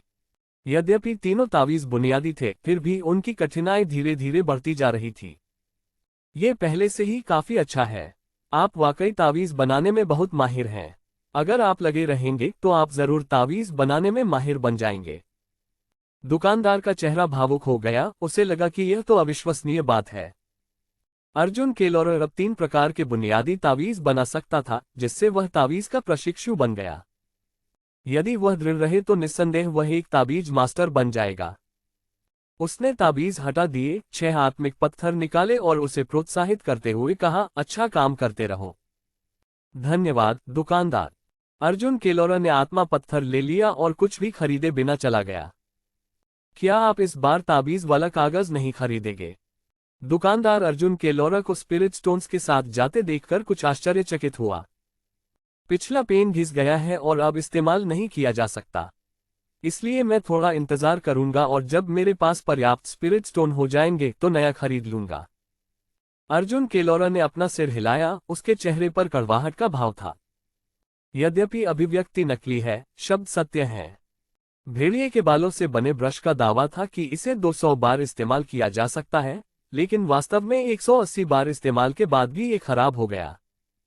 बाकी सब अर्जुन केलोरा के दूसरे स्तर के कौशल द्वारा समर्थित था, इसलिए वह टूटे हुए ताबीज ब्रश के साथ ताबीज बनाना जारी रख सकता था।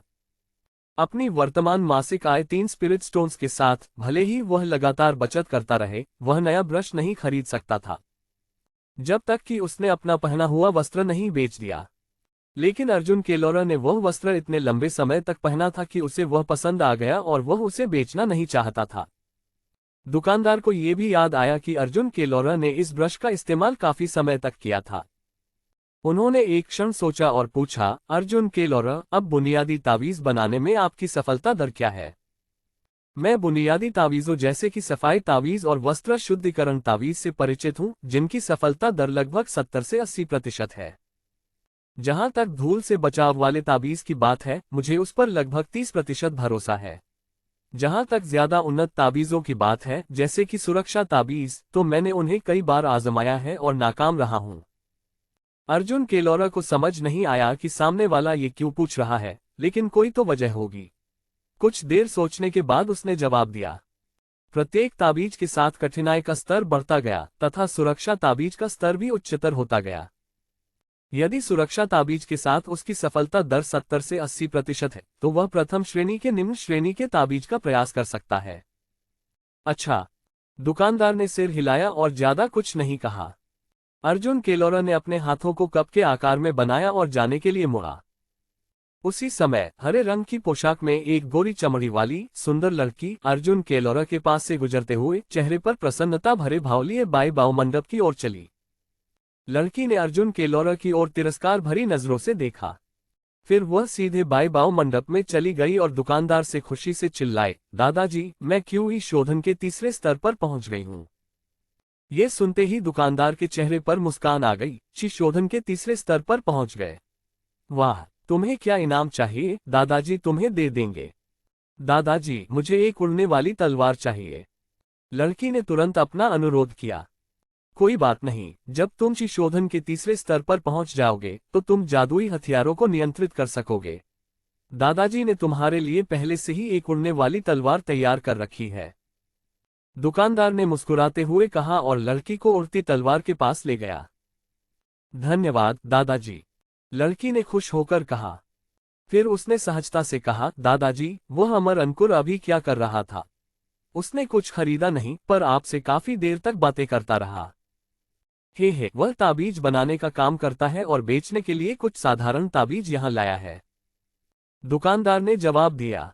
ताबीज बनाना? उसके जैसा अमर पौधा जो हमारे परिवार के लिए बोझ है, ताबीज बनाने की हिम्मत कैसे कर सकता है?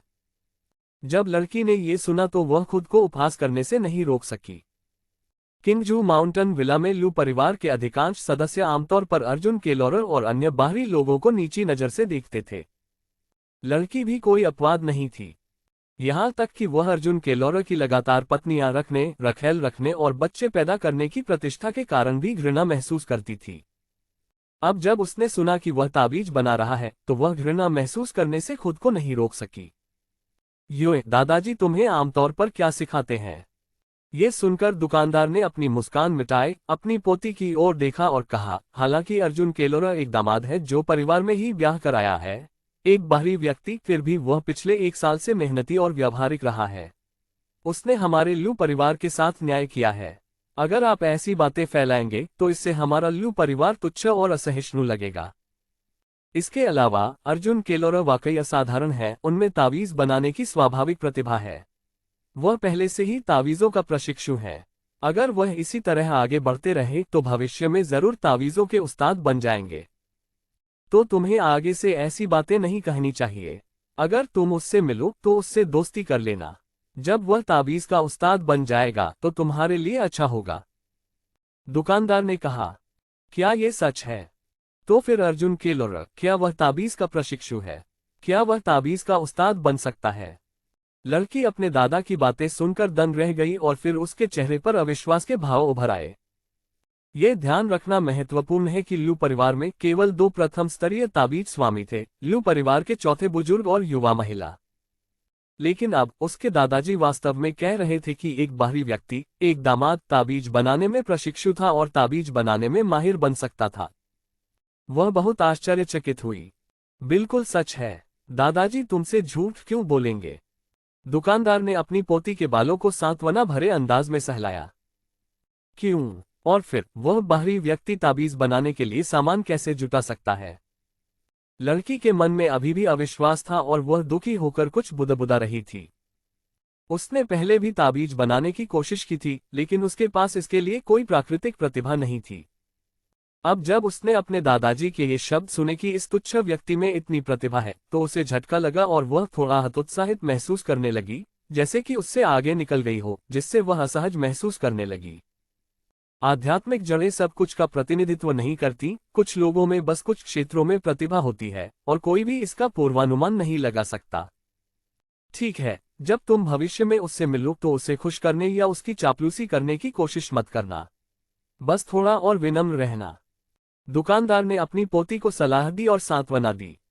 बातचीत के बीच में ही उसने अलमारी से एक निम्न श्रेणी का जादुई हथियार, एक उड़ने वाली तलवार, निकाली और लड़की को दे दी।